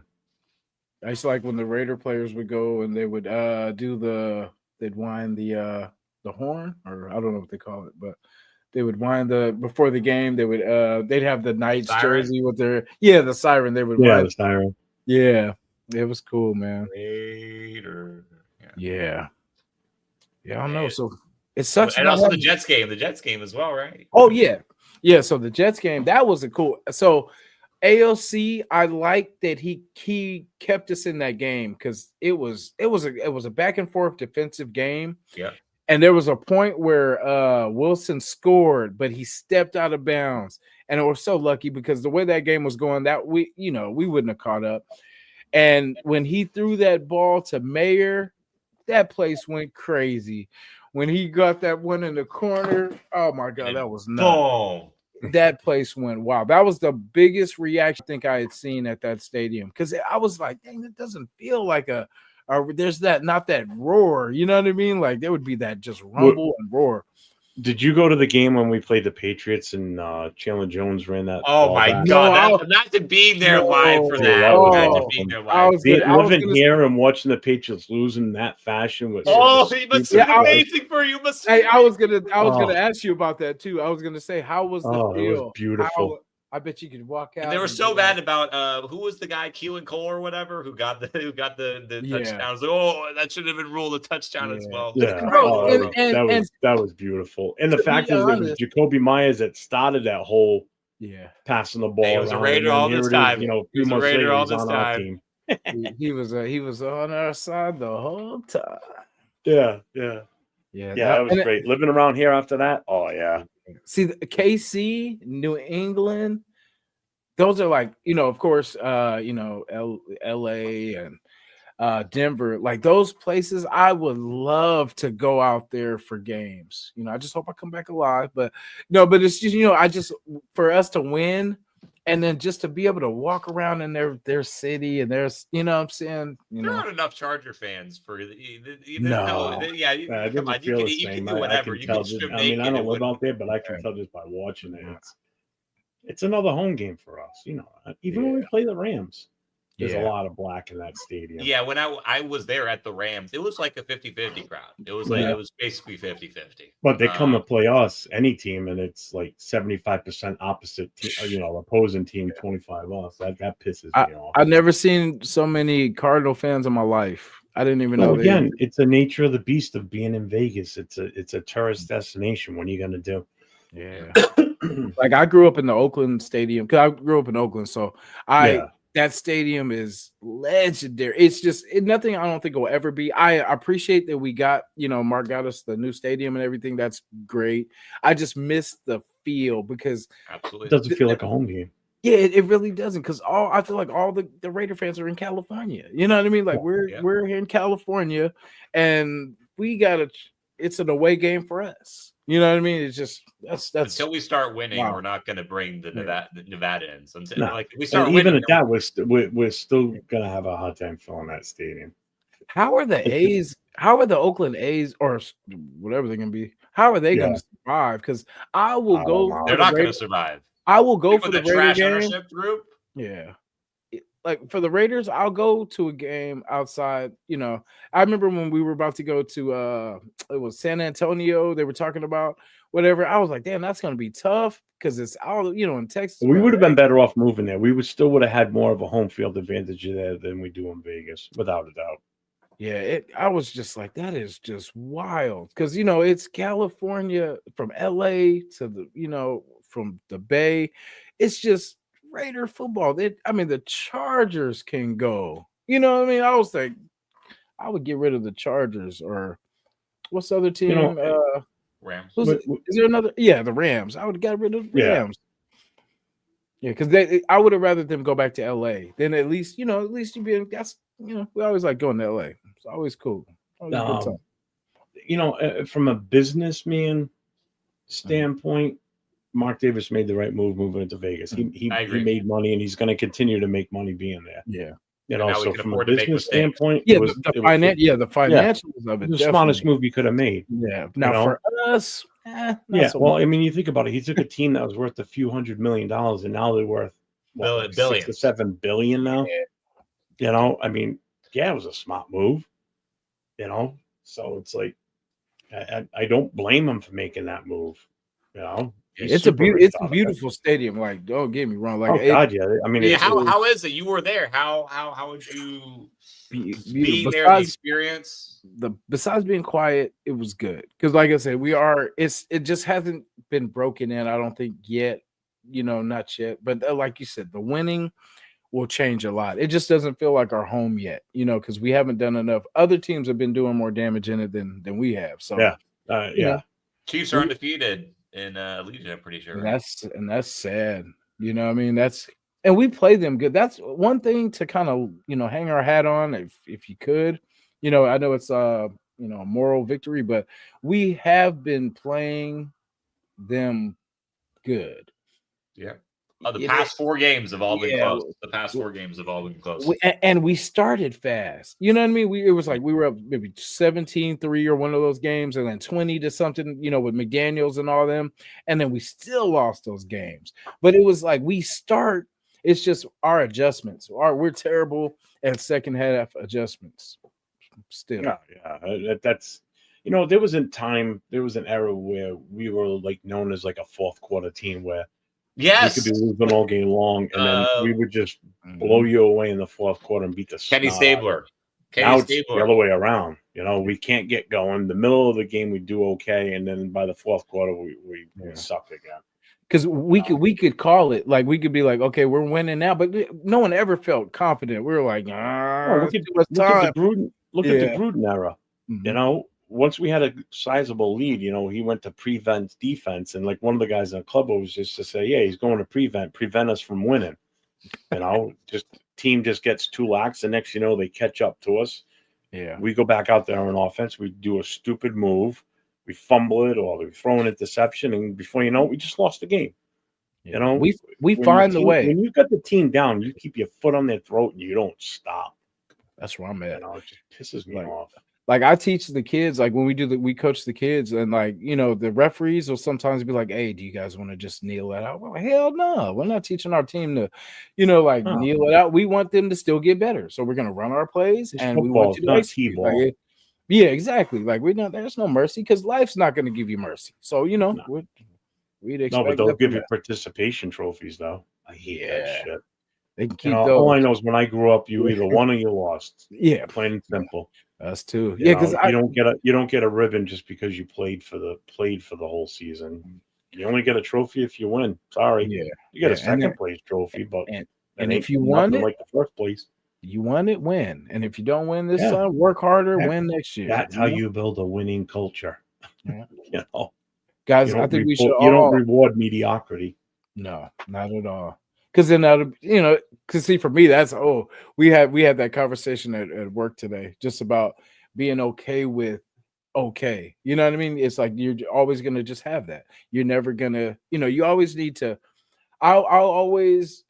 People used to say that I was kind of like greedy, but I'm never just content at being. I mean, I appreciate things I have, everything like that, but I don't like to stay in the same place, if that makes sense. Like I like to I get it. progress. You know what I mean? Like I'm never gonna be like, oh, I have this job. Okay, cool. I'm good right here. Yeah, I'll stay here forever. No. If there's an opportunity, I'm for sure gonna try to get myself better, learn what I have to do to, advance. And it should always be like that, you know. Now, where that came from, I forgot, but yes. Yeah, I forget how we got here. I Yeah, had I like was like, I feel like I had some things to say and I just totally forgot. Like I was about to say like just drop some bombs. I'm like I'm the bomb dropped in my brain. I don't remember what I was gonna say. But I felt it though. Whatever it was, I felt it. yeah, hey, you were going somewhere. I Like, was ready. I was ready, man. I was ready for the bomb. It is kind of true. Shout out to what Jack kind of said. And I heard someone else say this. Jared Goff, I feel like he kind of plays a similar game to Aiden O'Connell. So maybe Ben Johnson, cooks something up. He's probably going to be our head coach. Well, I mean, when you've got a coach like McVay who isn't happy with a quarterback and is willing to trade him away for an old quarterback in Stafford, then okay, then something's up with this guy. But yet then Ben Johnson gets a hold of him and look at him. I mean, yeah, best I've seen him play since he's been in Detroit was this season. Absolutely. Is it a combination of the talent around him? Is it really just him? Is it the offensive coordinator? It's everything. I mean, it's a combination of everything. An offensive line that's blocking, a running game that's insane. The weapons they have, Amon Ra, like they got everything. That gives me hope that he could possibly do the same thing with AOC 12 right now, really. Absolutely. And let him draft a quarterback that is going to sit behind AOC 12 and be groomed to eventually take over. A quarterback you draft in the second or very early third round. Don't go beyond the third round for a quarterback because then we're getting guys that just are with their roster fillers. Yeah. They're going to be no better than what's on our roster now behind AOC 12, plain and simple. Also, Brady. I wonder what Brady's evaluation is of AOC. I wonder what his evaluation is. It'd be interesting to hear it. Yeah, I think he spoke on him before, and but it could have been just negative. I haven't heard anything negative come out. Yeah, because it could have been just because he's the owner, so of course he's gonna talk decent about his guys. But I think for the most part, because Aiden does good things. It's just when he does those dumb things. That's just he does good things. It's just if he can improve taking those sacks. Well, when it's every quarterback gets sacked, but no, you identified, and I on my own identified it. He takes sacks that take us out of field goal. Yeah. That is his kryptonite. That is his kryptonite. Yeah. I can live with limited mobility. Just don't take sacks that get removed points. Yeah, he does need to get rid of the ball if there's nothing out there. It's like when we're at the bar watching the game with the club. It's like the guys that are like just throw the ball to someone. All right, first of all, you can't see what he's seeing. Well, that's just it. You can't see who because the camera angle. Yeah. And if there's nobody open, what do you want him to throw it to? Yeah. So if he throws it out of bounds, don't yell. Be happy that he didn't throw an interception. It was a smart play. He got rid of it, and he didn't take the sack. So that's 2 in his favor. Didn't get an interception and didn't take the sack and lost yards. Yeah. It's like sometimes I think people just watch football to watch the game, but don't have a clue as to how the game's supposed to be played. What do you think? He just goes out there and he just doesn't feel like throwing it to an open guy? No, there's no one open. Yeah, when he throws the interception, he intended to. He wanted to lose when he. Minshew made it look so easy because I guess with Minshew, people were starting to question. Yeah, he made throwing interceptions look easy. Minshew's like, I wonder, can I throw it to the other team? It's like, well, okay, do I want to throw it to the safety or do I want to throw it to the linebacker? Like, which one? That colored jersey almost looks like ours. Yeah, it's blue. We're white. How is that the same color? Yeah, they're blue and gold. We're black and silver black. That's crazy. I can't wait till he's off the team so we don't even have to mention his name anymore. Because if his name still comes up next season, even though he's not on the team, like, well, Minshew did this last year. I don't care. I don't want to hear about it. I thought I'm not going to say hatred, but my dislike for Brian Hoyer was until I met Minshew. tell. Yeah, because like I was like, get Hoyer the hell out of here. You know what I mean? Because I'm like, Hoyer at least got us in field goal position. At least Hoyer got us in field goal position. Yeah, this dude. That first game. That's probably why Mark let AP go. Because after that sideways fumble in the Chargers game, and he didn't let. He's like, yeah. Should have let him go after week 3 or 4 and let Patrick Graham take over. That would have been interesting. I forget about Chip. You know, somebody brought it up about Champ Kelly. Yeah, I forgot because I'm thinking we didn't have because technically, remember he was our GM before, you know, and then they made him a special. Yeah, it was an interim one. Yeah, because now he was the assistant now. Yeah, and I forgot he was still there. So you know what I mean. I was thinking we were like, damn, we don't have but a lot of people wanted to kind of see what Champ had too. So. What do you guys feel? The new head coach, it doesn't matter what we want. The new head coach I think the new GMs come from outside. I really think it's going to be Spytek. It's going to be Spytek and Johnson. Yeah. I mean, if you put a gun to my head and made me ask, I'm telling you, Spytek's the GM, and Johnson's going to be the head coach. That's okay. That's the only, like I said, that's the only other GM I know about. Agnew. That guy with the I wouldn't be surprised. It could be either one of them. If it's Ben Johnson, it's going to be either one of them. No, Agnew is with Detroit. He's Detroit's assistant GM, I think. Well, there's a guy we interviewed with Green Bay. I forget, like vice president of player operations. Is some guy? Spud. Is that the Spud? Whatever, Spudnik. I don't know. Something like that. Something like hey, we're rooting for the Russians, baby. Spud Webb. Spud Webb. I was like, what? Something. I don't know. I can't think of what it was, but yeah, is that the guy that's Spytek? His name. I mean, if you saw the picture when I saw it the other day, he's in the suit with the dark glasses on. I said, he looks like he's with the name and everything. It looks like he's a CIA agent. Spytek. Spytek. He does look like kind of like some guy who's like pretending to be Russian, but is doing a bad job. Like he does look like a guy. He works for Men in Black. Yeah. Well, let's see if it equals some wins. Men in Black, hey, it's the black team. There you go. There we go. So maybe that's the path. I saw that comment earlier. That's pretty funny. Choker fans. I feel like no joke. I feel like I've been surprised. We're talking. I do see like the occasional Charger fan in the wild. It's kind of whack. It's like it's weird. That's like New England Patriots fans. As soon as the season's over, if they don't make the playoffs, they go and they hang up all their Patriot gear, put it in their closet. They bring out the Celtics stuff or the Bruins stuff, and then when February comes around, and Pittsburgh catch report, boom, Boston Red Sox come on. You don't see Patriots kid throughout the like Raider fans, no matter where they live. The Raiders cap. You see a Raiders cap always. You see a Raiders cap. Our season seem to. It can be 365 because there's off. Look at us right now. We don't have a GM. We don't have a coach. We're in the news. You know what I mean? Like our season's over, but we're still in the news. So that's kind of a curse, though. I don't know. That's kind of a curse. It's not good. You're always not winning. No, but you know we're gonna figure it out. Yeah, even having the win. I mean, every time I go out, I've got something Raiders on me, regardless. I mean, first of all, my whole right arm's tattooed all freaking Raiders anyway, so I've always got it with me. But I'm always either wearing, Raiders hat, shirt, whatever, no matter when. It could be in the middle of July, and I still got black on. So my ass off, but I still got black on. Yeah, it's the only thing, only way. The Raider way. Yeah. That's what I'm saying. I appreciate you guys' loyalty because, like, it was ugly this season, but there's hope. That's all you can expect from Raider fans at this point. That's all we got. But you know the familiar saying, "No, we got hope."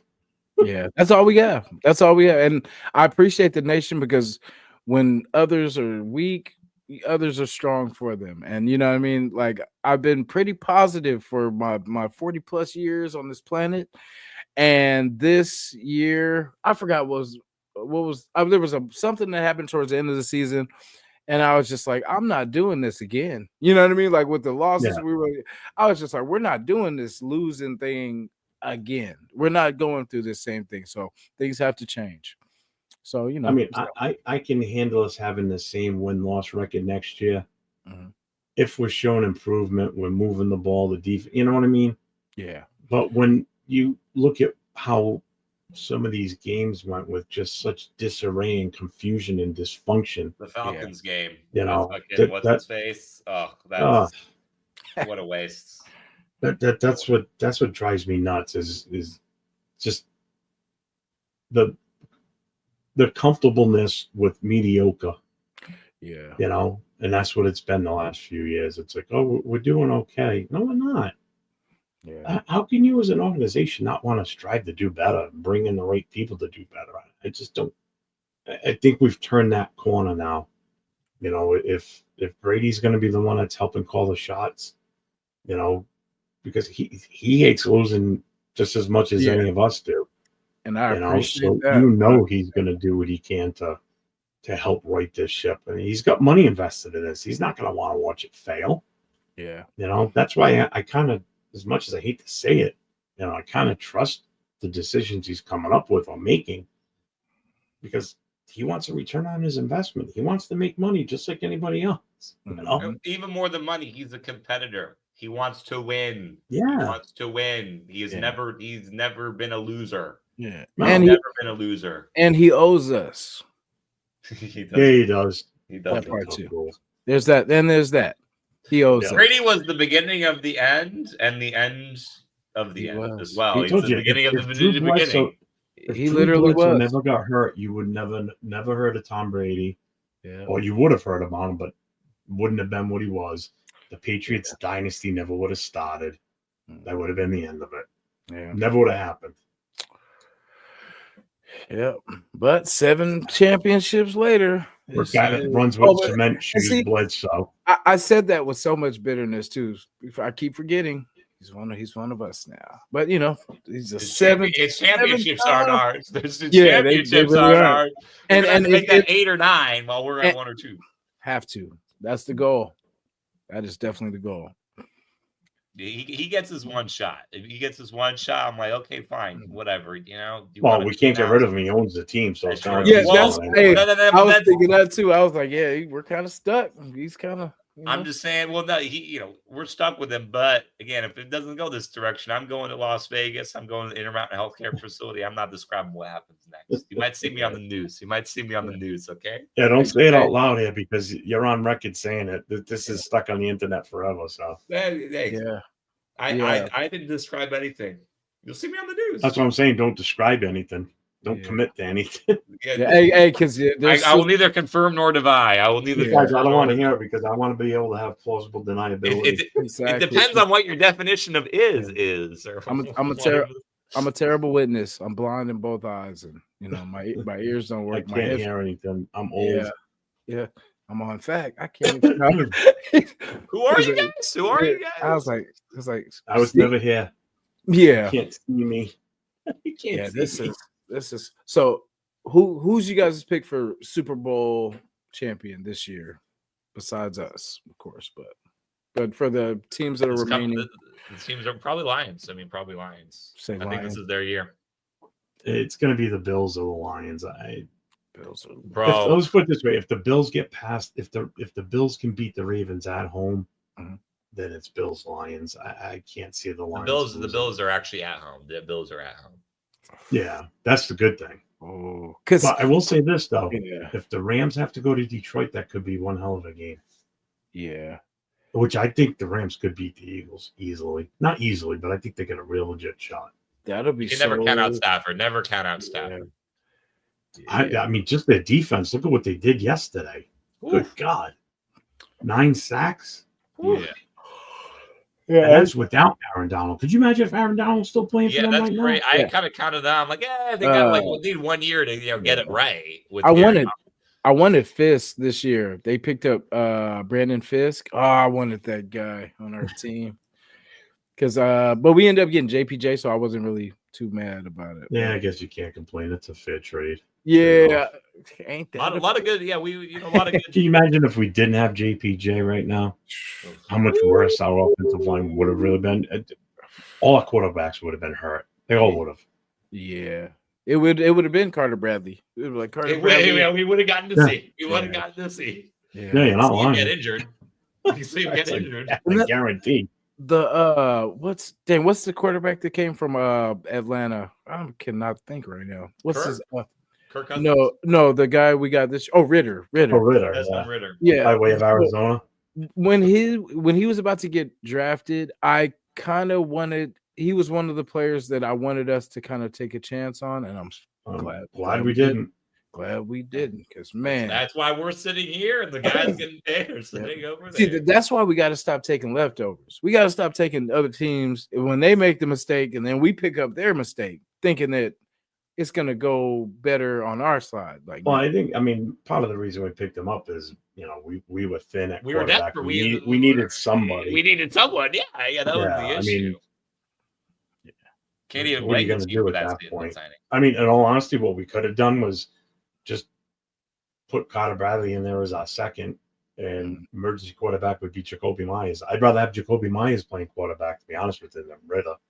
that would have been nice. Yeah, but the thing is, He's Jacoby Myers done it was before. injured. That was the thing. Jacoby Myers was even injured to get him out of this season. Yeah, That's how many injuries we had. I'm pretty sure. Yeah, going into the season, Jacoby was the third. Well, that's the string problem. If Jacoby would have had to have been forced to play quarterback, who the hell's he throwing to besides Brock Bowers? I was he just can't throw gonna to say, himself. He can't throw to he's himself. off. He's off.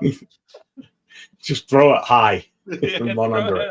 And just jump. Try and aim for the ceiling and run. Yeah, that would have been nuts. Hail Mary every play. Hail Mary every play. Yeah, to himself. Yeah, that would have been nuts. Yeah, and see, like Jacoby, I like, we have a pretty good. We have weapons. Yeah, we just got to plug those holes, and we got. The thing is, the holes are huge. The actual players create such a big hole that it's like we gotta, because with we went from having Josh Jacobs leading the league in rushing to the worst running team this year, I believe. If there's anybody close enough to it. Yeah, close enough. Close enough. And it's like pretty much with damn near, with we added JPJ, we added Glaze, and everybody in between was terrible. Parnham was kind of questionable, but his thing was injuries coming back and in and out and stuff like that. And that was everyone this season. The mayor mystery was crazy. So, because I was talking, shout to Avocasi too, Avocasi Raider, because I was naming off. I was like, we got Bowers, we got a great tight end in Bowers, we got Mayer, a great tight end, and he's like, I don't know, about great, and I'm like, nah, Mayer's a beast, and thinking Mayer, remembering the Jets game, Jets game, not all the other games. Yeah, and then it's like he really had a point because he was hit or miss. He showed up, but then. Jacoby kind of does that sometimes too, where he shows up and then he's a silent one though. Sometimes he's a silent assassin. He'll get 80 quickly. Yeah, or you don't even realize he's had that good of a game, and then you look at the box score at the end and go, "Oh shit!" You're like, "Damn, he was." He has like 8 targets, 7 receptions. It's for like 79 yards. It's like, we're like, "Damn." He doesn't get the high yards, but he's efficient. He had like no drops. That's the thing. He had like no drops, so he didn't have a ton of yards, but Well, the one thing I like about Mayer is he's definitely. He helps on the offensive line as a blocking tight end. Absolutely. I would just like to see him get more involved in the passing game. This coming season. I mean, we're still, Brock is still going to be the mainstay. We're going to, again, we can sit here and talk all we want until we know the direction of where we're going with coaches and GMs. I mean, who knows what the hell's going to happen next year? So, I just want us to be able to, the downside is if it's Detroit that makes it to the Super Bowl and Ben Johnson is the one we want, was the one they're going to go with. It sucks because now we got to wait till almost, second week in February before we can put it out there that that's who we're hiring. So now we're a little bit further behind. We're a month away from that, basically. So now we're getting crunch time here because now free agency's coming up, Senior Bowl games. Then you got the combines after the free agents, and then now you're talking the draft. So you're losing time. Yeah, that's the downside. So best case scenario, Lions lose next week, and then we can hire Johnson faster and get the ball rolling and let's get shit moving. I just I'm like pretty the fact that sure we hired. well, I just like the fact that we're not jumping the gun and hiring a coach right now just because we want to get a coach in the building to start this process of getting everything else filled in. Do our due diligence, really make sure that this move we make sticks, and we're not in the same position next year. Like, well, we got to get rid of this guy because he wasn't the right one. We should have hired Ben Johnson instead of so and so. Yeah, I like that we are being aggressive this time. It looks like we have to be. What it sounds like. This decision has to last. This can't be a one and done shit anymore. Can't be. You got to ride this out. It's a miracle that so many people are still Raider fans. To be honest with you, like those on the cusp fans. Sometimes you see them. They say they're a Raiders fan, but next you see them cheering for another team in the league, but like steadily cheering for them. How we still retain some of those people sometimes is beyond me. What makes you want to stick with an organization that does what it does, or the decisions it makes through the years that make you scratch your head? It's like, I like toxic. You sit here, you wonder, like, why am I still here? Why am I still watching this? I love toxic. Yeah, it's like a train wreck. You can't stop but watch it. The Raiders feel like the worst decision that I make in life, because it's like I feel like I live my life pretty good, and it seems like the only thing that I get wrong is I guess from what it looks like I've picked the wrong team for the last 40 something, but I love my team to death, but it just feels like in life I'm pretty logical, but then when you ask me what my football team is, you'll be like, I don't know how logical this guy is. But yeah, well, I get that all the time, especially living in New England. People are like, how the fuck are you a Patriots fan? I mean, a Raiders fan. How did that happen? I'm like, saw them as a kid. Yeah, it has its perks sometimes. It has its perks. I fell in love with them in '76 when I saw them in the Super Bowl and the playoffs that year. Yeah, and been a fan since. Yeah, born a Raider fan. Never wavered. Never rooted for the Patriots. Never have. Never will. Yeah, as it should be. If the Raiders cease to exist as an NFL team, I'm done watching football. Yeah, I'm not picking up another team. Absolutely not. Yeah, because I'm a California team person. That's why it's so tough, because the Raiders move, but that's my number one. Because out of all my sports teams, from Warriors to A's, Raiders, it's Raiders first, Warriors, A's. So the A's, I'm sorry, I don't think I'll be able to come out there and see you guys lose. It was hard enough staying out here. I'll pay to see Raiders lose. I'll pay all day to see the Raiders lose. Oh, we do it all the time. Yeah, I was gonna say I can do it. But the A's, I'm not traveling to Vegas just to watch them lose. I'm not sure if you could pay me to watch the A's lose. I'm not even. Look at it this way for me, right? So I've driven it now. Granted, from here to New York City, it's like 3.5 hours. Mm-hmm. So I've driven to New York City twice to watch the Raiders play and lose both times. Spent money for hotel, spent money for gas, the tickets, the whole 9 yards. So not cheap, right? I've driven to Buffalo to watch a game. That's a 9+ hour drive from here. Again, hotels, tickets, tailgate, pregame party, the whole 9 yards. Not cheap. Watch them lose there. Winning the whole game long, lost in the last 2 minutes. Been to New England. Watched them play here. That's the only time I've seen them win. Was back in 1993. Wow. That's the last time I saw the Raiders win. When's the last time we beat New England in New England? I was going to say before Brady, it was before Brady. 1993 happened. Yeah, I was because in 2014 we came here again, another game where we were winning all game long, lost it at the very end. 2020 we came here and played them, but they beat us. But it was the COVID year; nobody could go to the game. The Cam Newton game. The Cam Newton game. I don't know why I still remember the Cam Newton game. I don't know why, but I still remember that. So these next 2 seasons, the Raiders are coming here to play the Patriots. So this will be probably the best 2 years that we'll be able to have a shot of beating them again. Here in New England. Yeah, in 40 years. I'm betting on that game because I know Brady's gonna. Pull out all the stops. Well, he wants to win that one. That is one. If you're going to guarantee a win, if I come to a game, I would probably be the one to come. That'd be To be fair, despite how bad of a head coach he was, McDaniels had a winning record against the Patriots. I'm pretty sure. Even he pulled out all the stops for. Even McDaniels had a winning game against the was he Patriots. 2-0 or 3-0?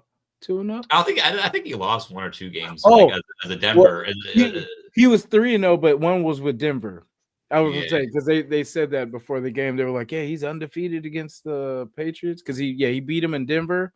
Yeah, that's when he was doing the fist pumping. Yeah, He's still a bum. yeah. And he's gonna be in New England, so that's a guaranteed win right there. Yeah, Winning. I hope he fails miserably. Yeah, Because you know why that has to be a win? Because if anybody was coached by McDaniels and anybody that was on this team when McDaniels, if they don't pull all the stops to beat this clown, oh my goodness, I will question a lot of things in life. Because it's I some things like that for me is enough. Like for the Patriots, snow game, that's enough. The Chiefs, ring around the rosy. Ring around the rosy. That's all. There's only certain things that it fire you up that we're gonna that ain't gonna happen. We're that's not gonna happen again. And we have to have players like that, like Brock's. For him to ball like he did, I appreciate him making that rivalry a game. You know what I mean? Because when the missing quarterbacks, the no running game, we almost beat them. In my mind, we beat them because all we had to do was kick the field goal. And in my mind, we did that. We won. But on the scoreboard, we did. It is what it is. Yeah, but I was proud. I was definitely proud of that team that, even though it ended the way we fought. And I just want that for 17 games. That's all I want. You know what I mean? That's all I want. That's to fight. Just show the fight all game long. Yeah. If we lose all 17, it's just I want you fighting. I want it to look like you care, because it's like you said, we pay all this money because people say, when we go to these games that, oh, just have fun. I'm like, you know how much money these hotels and stuff. Yeah, it's fun, but it's fun when we win. Yeah, we don't want to have the other team, the visiting team, celebrating as have our head down, leaving because we lost. It's like that's not what we do. Too. Yeah, and it's not like, hey, some people win, some people lose. No, we tend to lose a lot. So it's this is something that, has to be fixed, because it's like we want to be able to talk smack. It's not like we could talk. We won 2 games in a row at the end of the season, but before that, we couldn't put 2 wins together all season. No. So that I'm gonna give you a stat here, right? Mm-hmm. So in 2004, that's when the New England Raider Booster Club was formed. Mm-hmm. So this year, at the beginning of the season, was our 20th year as an organization, right? So in those 20 years that we've been a club and gotten together to watch games on Sundays and everything, we've never had the combined record is atrocious. We've never witnessed a playoff game as a group to watch it together. We don't even know what it's like to be together past the end of the regular season as a group to go and sit and watch the game. We were 2 seasons too late when the club got formed, because in 2002 we were in the Super Bowl. 2 years later, the club's formed, and we're complete shit since then. So it's your fault. It's your fault. No, we've only had 4 winning seasons since we've been a club for 20 years. 4 fucking winning seasons. It's a lot of ownership. The man, a lot of the things have members is beyond me after those 20 years. I mean, seriously. Yeah, it's nuts. Yeah, thank God to the faithful Raider fans, man. Sometimes I think I'm crazy. You know what I mean? Because it's just you're like, what is this me? Am I picking the? It's like, am I seeing something? Because we're all crazy together, baby. Yeah. So hey, we like pain and torture. Yeah, we're masochists. Yeah, because it's not all about you guys ever like you lose a game, whatever, and then they're like, oh, yeah. I'm like, well, it's not all about winning, it's not all about points and all that, but it is at the end of It the is day. also just win, baby. Yeah. Yep. Damn, we rocked it for 3.5 hours, guys. Told you now the new tagline should be just win question mark or just win baby question mark maybe MAYBE maybe. Yeah. Yeah, even like the commitment to excellence. Show me where's the commitment to excellence. Man, there's a commitment to strive. We have an excellent coaching carousel. We have a very excellent coaching carousel. How the carousel rotates. Oh yeah, we know how very excellent. We're committing to that. That's for sure. The way it spins is beautiful. The spin on that coaching carousel. I mean, it is. That is quite excellent, if you ask me. I'm thinking this new. They were saying Pete Carroll and Ben Johnson. So basically, I feel like if Ben Johnson goes to the Super Bowl, then we get Pete. Especially if he wins, I think we get Pete Carroll. I think that's going to be the because I feel like because I'm looking at it like if they win the Super Bowl, they'll probably try to keep. I would. How we could just hire him. They might throw money at him. Yeah. But see, that's what I think. I think they would throw money at him because you win the Super Bowl. He's part of the reason that they won. So I wouldn't let him just go without at least trying to bring him back. But you also got to look at what are they going to lose during the offseason? Free agents. Do they have a real good chance to run it back again next year? Yeah, they do. Yeah, and don't forget, Aiden Hutchinson's been gone for for a good chunk of the season. Yeah, and they're doing this without him. Yeah. He should be back, I believe they said, by the championship game or at least the Super Bowl. Yeah, he could be back by. Triumphant return. That's huge. You talk about a shot in the arm that's going to help your defense. Oh, good God. Yeah. So I'm just trying to get the nation ready because we're hoping Ben Johnson, but then Johnson or Carroll. I'm good with Carroll too. He's done it. I would be too. Yeah, he's old and what? Okay, can he fucking coach? That's what matters. Yeah. I wish I could have sat in on the interview and just watched because I think Pete Carroll would just be a fun coach to hang around. Bring that energy. The other day too, for an old coach, like age wise, he relates to the youth of these players. Yeah. He had to for years when he was a college coach at USC. You're talking about kids coming out of high school coming to play for you. Even at the pro level, these kids come in with such personalities and everything, and he just meshed so well with them. You can see the way he interacts with them. It's like playing for your grandfather. Yeah, he lets them. He lets your fun grandfather or your goofy uncle that everybody's got. Yeah, he lets them be them. He doesn't limit their. He hey, do what you do. Puts them in a position, and that's definitely what we need to do as well too. He had a great winning culture in Seattle, and I think I could see him doing that here. He brought Geno Smith to Seattle, right? Was he still there? Okay, so and if he can do that, his first year not coaching.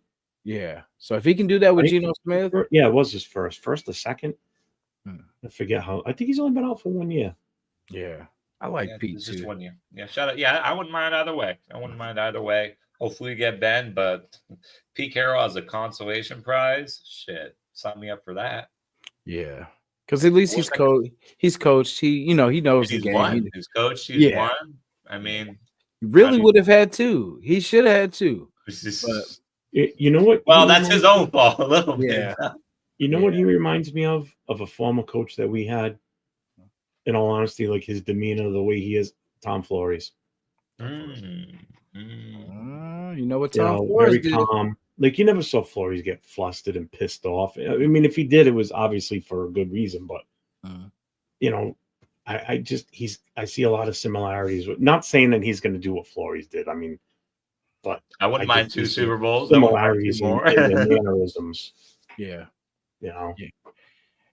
See, won a Super Bowl too. Johnson hasn't done anything, won anything, to be honest with you. Yeah, I like, because I like that they're saying they want to go more offensive coach and, they're going younger. So it's kind of getting with the times because we've been a little stagnant and just trying to change. And it's been predictable. You know, our offense has been really just, run, pass, run, pass. Yeah. It's a mirror into the lineman pass. So it's just I definitely want to see us do some more. Samir, right pass. up the center's ass. Yeah. Literally. Let me see. Yeah, James, Zamir passing it to the asshole of his defensive lineman. Andre, wait for me. Oh wait, get off the ground first. It's like, wait, I'm trying to give it to you. Your ass is on the ground. Come on. It's like, Andre, you're not supposed to be on the ground right now. Yeah, you're supposed to hold up your end of the bargain. Pin the tail on the center. Pin the tail. There we go. Pin the tail on the Carter. I can't believe we've been on this long. I know. I was like, shoot, I can rock with y'all, man, anytime. This has been fun. You know what? This is when you know it's a good thing, when you could just go for so long and just banter back and forth with good, convo. Nobody's arguing with each other. The questions in the chat were great. Yeah, the comments were awesome. These are the shows I like doing. Like, I did this Saturday night. I went on for like 4 hours Saturday night. Before I knew it, it was like 4 hours. I was like, holy shit. Those are the good ones, and they're fun. Shout out to Jeff. I didn't even know you before this, and Yeah, same with you, man. That's like I said. I thought I jumped in the wrong. Yeah, I knew I had to explain it to you. When I heard, I was like, "Who is this?" I was like, "Oh, it's the other guy." Let me explain it. Hey, what is it? That would have been a funny video for sure. An IT guy. What kind of shows this guy got? Holy crap! He's got an IT guy. Yeah, he's got people that work for him. He's got I'm like, damn. I'm like, he's got a team. He's got a team. Yeah, I was gonna say, hey, we got the cats. Whatever the cats can't do, Morris definitely comes through in the clutch. Yeah, he's got a whole squad. Yeah. Yeah, definitely, man. Yeah, definitely looking forward. What do you guys got going on too? Jeff, if you want to, shout what you got going on. Tomorrow, yeah. Today's what, Tuesday. So tomorrow is the Raider Connection. It's myself, LV Raider 10, Jay from Just Win Raiders Baby. Hey, for sure. And Leo from Cheetah. Oh my God. On Raiders Connection. For sure. I mean, we've got plenty to talk about this off season, obviously. So we kind of, during the regular season, we were just previewing the game coming up. But now we're in the off season. So now it's like the book's open. We're talking about anything and everything related to the Raiders. And then Thursday night, it's the Raiders Coast to Coast. It's myself and LV Raider 10. Both shows go on at 10 o'clock Eastern, 7 o'clock Pacific. And the same thing with that one. It's just an intimate, just the two of us talking and interacting with the chat. Just pretty much anything that comes up in the chat, ready to talk. So whatever we can't get out on Wednesday night when there's four of us, because it's a lot. And it's usually a lot of questions in the chat and everything. So on Thursday night, it's just him and I going back and forth with stuff. So he's like the man behind the scenes there with the, setting everything up. Like I explain it best is I just show up and talk. He kills it with the setup we got going on that now too. So a shout out to him big time. LV Raider 10. You guys check his channel out. Check out all of those channels for those two shows. If you go to my page or my channel, you'll see the Raider Connection and just hit all three of those guys up. Like and subscribe to all of them. Especially LV10. We got to get his subs up. Definitely. We got to help a brother out. Yeah, definitely. I thank you for having me on here. This was fun. For sure. Man, definitely so. Yeah. Tell them, definitely reach out too, man. We can link something up too. Dang, I was definitely. Yeah, I was gonna. Like I said, I messaged you a couple of weeks ago that I was digging the shit you were putting out here and everything, and you reached out to me this week about hopping on. I'm like, oh, definitely. You kidding me? I'd love to. Yeah, I appreciate it. Yeah, I appreciate it. I was getting over, like there was a lot of stuff in the air with colds and stuff like that. So I was battling all that stuff. So I've been kind of. I had my bout Christmas week. I was sick as a dog. I spent Christmas Day locked in my office by myself. Man, all the family was upstairs, and I'm like, I'm not going up there. I don't want to get anybody sick. Yeah, it was miserable that week. Yeah, it was rough. It always seems like it's around the holidays I get fucking sick. I hate it. Yeah, it pisses me off. Yeah, it's crazy because like usually during the year I don't really get them to, and it was just kind of like back to back. But glad it's over, and we're moving on. Well, being locked in here, it was almost like I felt like I was in solitary confinement in a prison. The wife would bring a plate of food, just like open the door and I'd reach around and Shove grab it, it. And she'd take off. shove it through the slot, and Yeah. hell yeah, man. Morris, what Yeah, you got? definitely awesome meeting you too there, Marcus. That was interesting, this show tonight for sure. It was fun. Definitely. I had a plan, like because I was, I was trying to make, but then it kind of, I was like, God, I want it to be kind of natural, like just to let it flow, what I I mean? love doing it this way. Yeah, it rocked. I'm glad we did it like this. And look, shit, 3.5, 3.5 plus. Yeah. I like just shooting from the hip sometimes. If you got an active chat, you just roll with it. It's the best. Yeah, I gotta get was it Arnie? I gotta get Arnie on here too one time. I would say he had some great thing. We didn't get to everything, so I definitely want to give him a chance to kind of get some stuff. Oh yeah, whenever I'm on, he's like one of the guys that I know. He follows everybody. Every time I watch a show, it's like he's on all of them. But every time I'm on, he's always in there, and it's just right away with questions, and they're good questions too.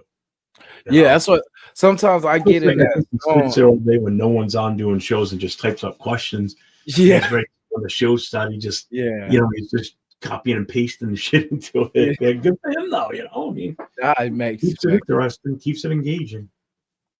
Yeah, shout out Arnie, man. Shout out Arnie. Yeah, definitely. He's a big supporter of everybody. Yeah, I noticed that. True Raider.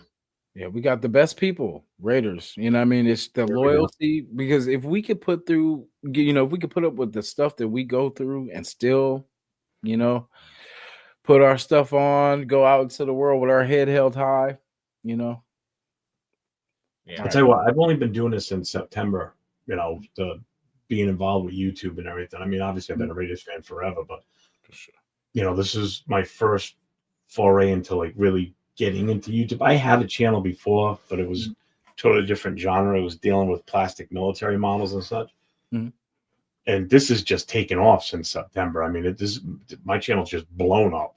That's what's up. And it's like, why the hell didn't I do this 2 years ago when I started the other channel? I should have done this. I wasn't thinking. It's like this is one of my true passions in life, is the Raiders. Is this in the fire department? Yeah. That was my niche. I'm like, nice. I'm out of the fire department game. I've been out for a few years now, so that obviously is not going to be a thing anymore for me. So it's like, this was a no-brainer, and I don't know why I didn't do it sooner. I wish I did. Yeah, glad you did. I'm having a fucking blast doing it. I love it. Yeah, it's so, because a friend of mine told me, because she's like, you like, it's easy for you to talk about it. You might as well just start your own. I'm like, all right. And shout to actually to Lo, because he told me some good advice, because I used to do like the videos where you edit them and stuff like that. So he was like, with the lives are kind of the way to go, because you have to just press start, and then just go, and because before I was too worried about what everything's going to look like and all this, trying to control all the. That's exactly how I was at the beginning. I was like, I didn't know what to do. That was the big thing. Yeah, it's starting to evolve. Like it's, I'm starting to kind of get into the groove, because I did some interviews with Nesta Jade Severa, and I remember that. Yeah, like that was my highlights when I started. So I was like, oh yeah, this year I'm gonna hit it hard. And I almost got Sincere McCormick, and he was out of town, and it kind of fell through. And then Doc's actually got him on his show, and I was just like, damn. But next year, I just want to let the people know I'm gonna go hard. I'm getting interviews. I'm gonna just say it now. There you go. Because it was like I wanted to bring that back to the table. This year was kind of up and down, but I owe it to the people, and you guys are gonna get it for sure. So year 3, we're going hard. Year 3, baby. Year 3. I don't really have much socials to shout out. I mean, if you want to hit me up, I don't know why you would, but if you want to hit me up, Morris _, so I'm just being honest. I don't got like a YouTube channel. I really don't got much, but I guess I've been doing Instagram a bit more. Morris _ Kennedy, MORRIS _ KENNEDY. That's how I can send you the links now. I can send you on IG now. Yeah. So Morris, the only thing I post is like me with it holding a dog. That's it, bro. That's it. But now shout out Raider Nation. That's the real. That's who I want to link to. That's what I want. Raiders.com. Okay, that's my socials. Raiders.com. That's right. That's the real champ. /Raider. That's the real champions. The real champions. Whoever wins the Super Bowl, that's the but the real champions. Raider Nation, man. Appreciate it. And thanks for rocking, guys. Thank you. And we're gonna definitely do this again. I'm glad just how it all came together too. Jeff, perfect. Appreciate it, man. Like definitely had a good time. And Morris, good thing. Blessings too. Don't be a stranger too, man. Don't let another 5 years pass by and then Chad was liking me too for a while, but then I just got caught up in work, so it is what it is. Yeah, we've been on a peace thing with the cats, but I see they started up they don't fight until I get on live. I don't know what it is. They get fired up. The whole time you were on, I could see them. At least one of them walking back and forth behind you on the. Yeah, he's all Raiders. Yeah, so it's cool, man. But that's not what he's saying. Yeah, so I guess we're all hoping for Ben Johnson to stumble. Anyone, save us, please, anyone. Beat the Chiefs and KC has to lose and KC's gonna go down. They have to. Yeah. As long as KC doesn't win it, I'm good. I don't even want him in the game. Yeah, me neither. I don't want the opportunity for them to win. I don't want the 50-50. No, because then it's too much of a chance for. Yeah, it's too much of a chance for the refs to give it to him. Yeah, you guys have seen my thumbnails with how I feel about the old KC referee situation, and I saw what I needed to see from them last year when they played Miami and Mahomes' helmet got shattered. They didn't stop the game. They didn't take him out for concussion protocol. Yeah. They let him play another play with the helmet like that, and then they addressed it. Yeah, I've seen guys take a lesser hit helmet to helmet, and they put him in concussion protocol and take him out of the game. You know why? Because it's Mahomes, and they're not going to take the golden boy out of a playoff game. Yeah. I feel I'm not going to touch on that one, but I feel like there's money involved, and I'll just leave it at that. There's money ever since the sports betting and stuff. Like it's been Vegas, baby. Been a little janky, but I want to continue my channel, and I didn't hear nothing. Yeah, we love the NFL. We love all that good stuff. But Raiders for life, man. Appreciate Jeff Morris for blessing. Thank you, Raider Nation. Nice to meet you, Morris. Nice to be on your show. Thanks for having me on. I appreciate it. Man, won't be the last time. We're going to do this again. I was going to say, next time we'll have better stuff to talk about because we'll have a coach, we'll have a GM, Hopefully. We'll have a quarterback, we'll have a running game, we'll have a line, and we'll be in that damn Super Bowl. Be in the Super Bowl. Woo! Let's go, Raiders! Well, then I'll see you in 5 years then. I feel like Morris. We'll see you in 5 years. Hey, it's going to be in, I think, the Niners arena next year. That's an ugly stadium. I'm sorry, guys. That's an ugly stadium. That thing, I think whoever did Miami Stadium did that one too, because it looks like a construction site. You know what I mean? Like, but it can't be worse than Arizona's. It looks like a fucking turd emoji. Ooh, dang. I haven't seen that. It's supposed to be in the image of like a snake. It looks more. I'm gonna check that out. Still a turd. Yeah, we're gonna turn this thing around, and it's just starts with whoever they bring, GM, coach, and ride the wave. Wherever it goes, up, down, you got to ride it out. And thank God McDaniels is off the market and he's back with New England, guys. Good for him. Good for winning. Good for him. He wouldn't be allowed in our stadium. Yeah. Good thing we're playing the Patriots in New England. Yeah, that's good. Oh, I can't wait to hear the nation give him the blues when we. It's gonna be fun. Yeah. Yeah, I don't think we've disliked someone since Lane Kiffin like that. I don't think.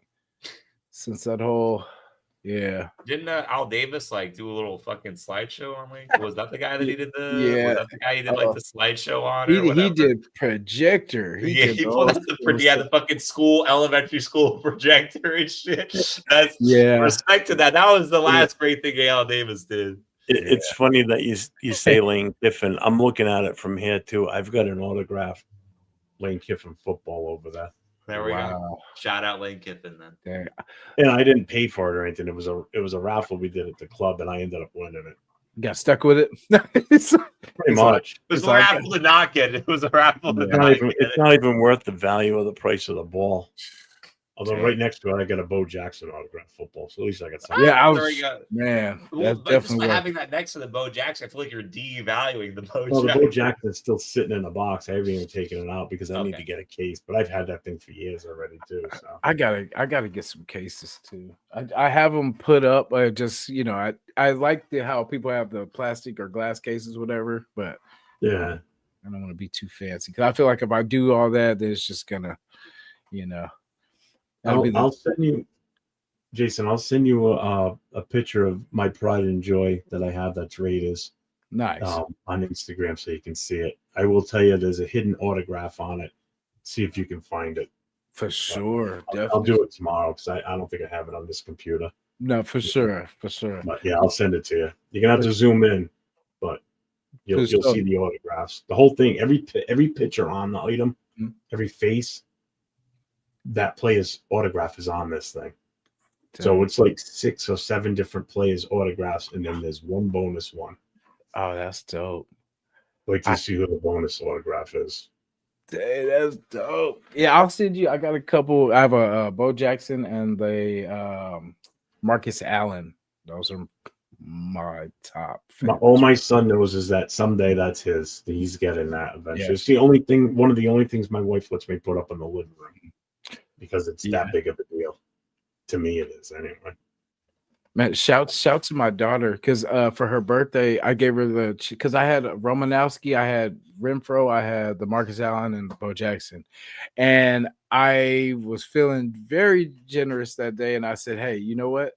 I'll let you pick whichever one you want, And then she picked the Renfro, so I love her to death. Thank you, love you. Actually, you know what? Hang on a second.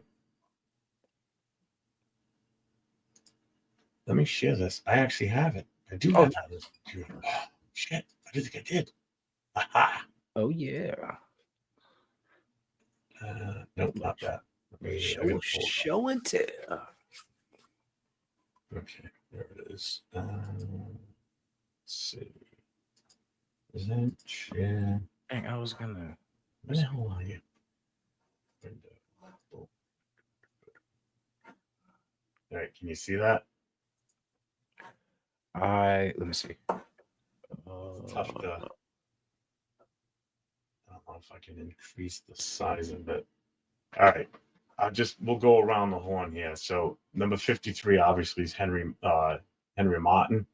Okay. Below him is Henry Lawrence. To the left. There we go. In fact, let me. There we go. That's Tom Flores in the middle. Right. Yeah. To the left of him is Marcus Allen. Nice. Plunk it below him. Where you see in the bright reflection in the middle, that's Lester Hayes. There we go. Above him is Todd Christensen. Lyle Alzado down on the bottom right, and then 3 Mile aisle. Yeah, and then Ted Hendricks, right? Now, if you look above Rod Martin's head, number 53, there's a signature right there. It's next to Marcus Allen's, but it's upside down. You have to actually physically turn the whole thing upside down. It's Al Davis's signature. Oh my! Oh wow! I had no clue that his signature was on it when I first got it. I just happened to look at it a little bit closer after I had it for a few days, and I'm like, "What the fuck is that?" So I flip it upside down, and I'm looking at it, and I'm like, "There's no way." So I went online to look at what Al Davis's signature looks like. I went to where he's buried. It's his signature on the front of where the mausoleum is, where he's buried. It's his signature on his tombstone. And I'm like, it's exact spit and image match of that. Wow. I'm like, holy shit. And then I looked at other stuff they'd autographed through the years. It's not verified. Like, I don't have it authenticated, but it's like, holy shit.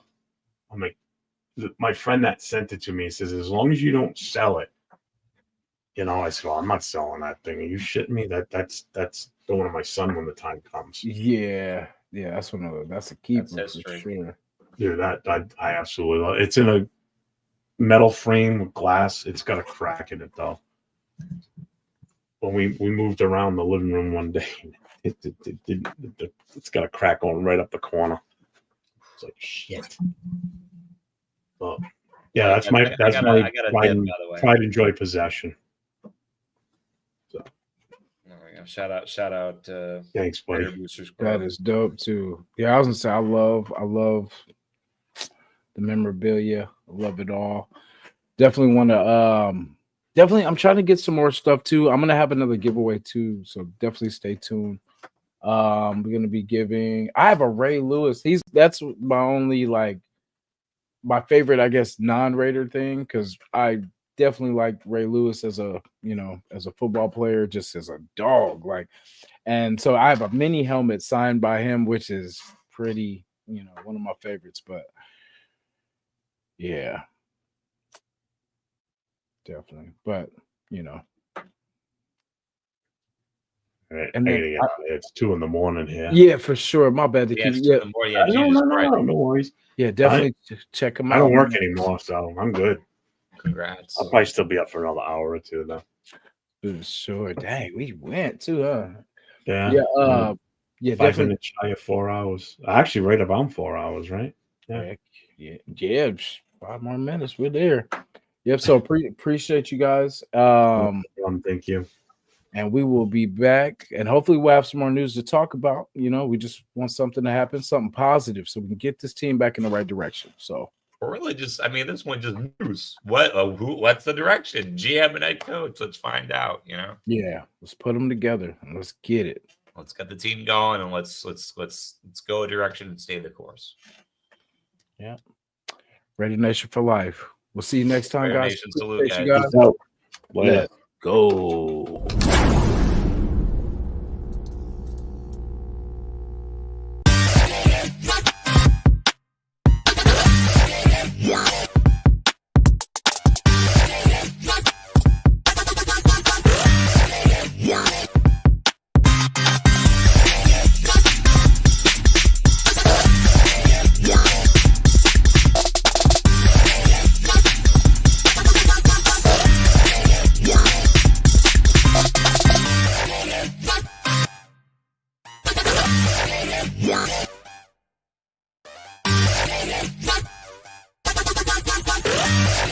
Yeah.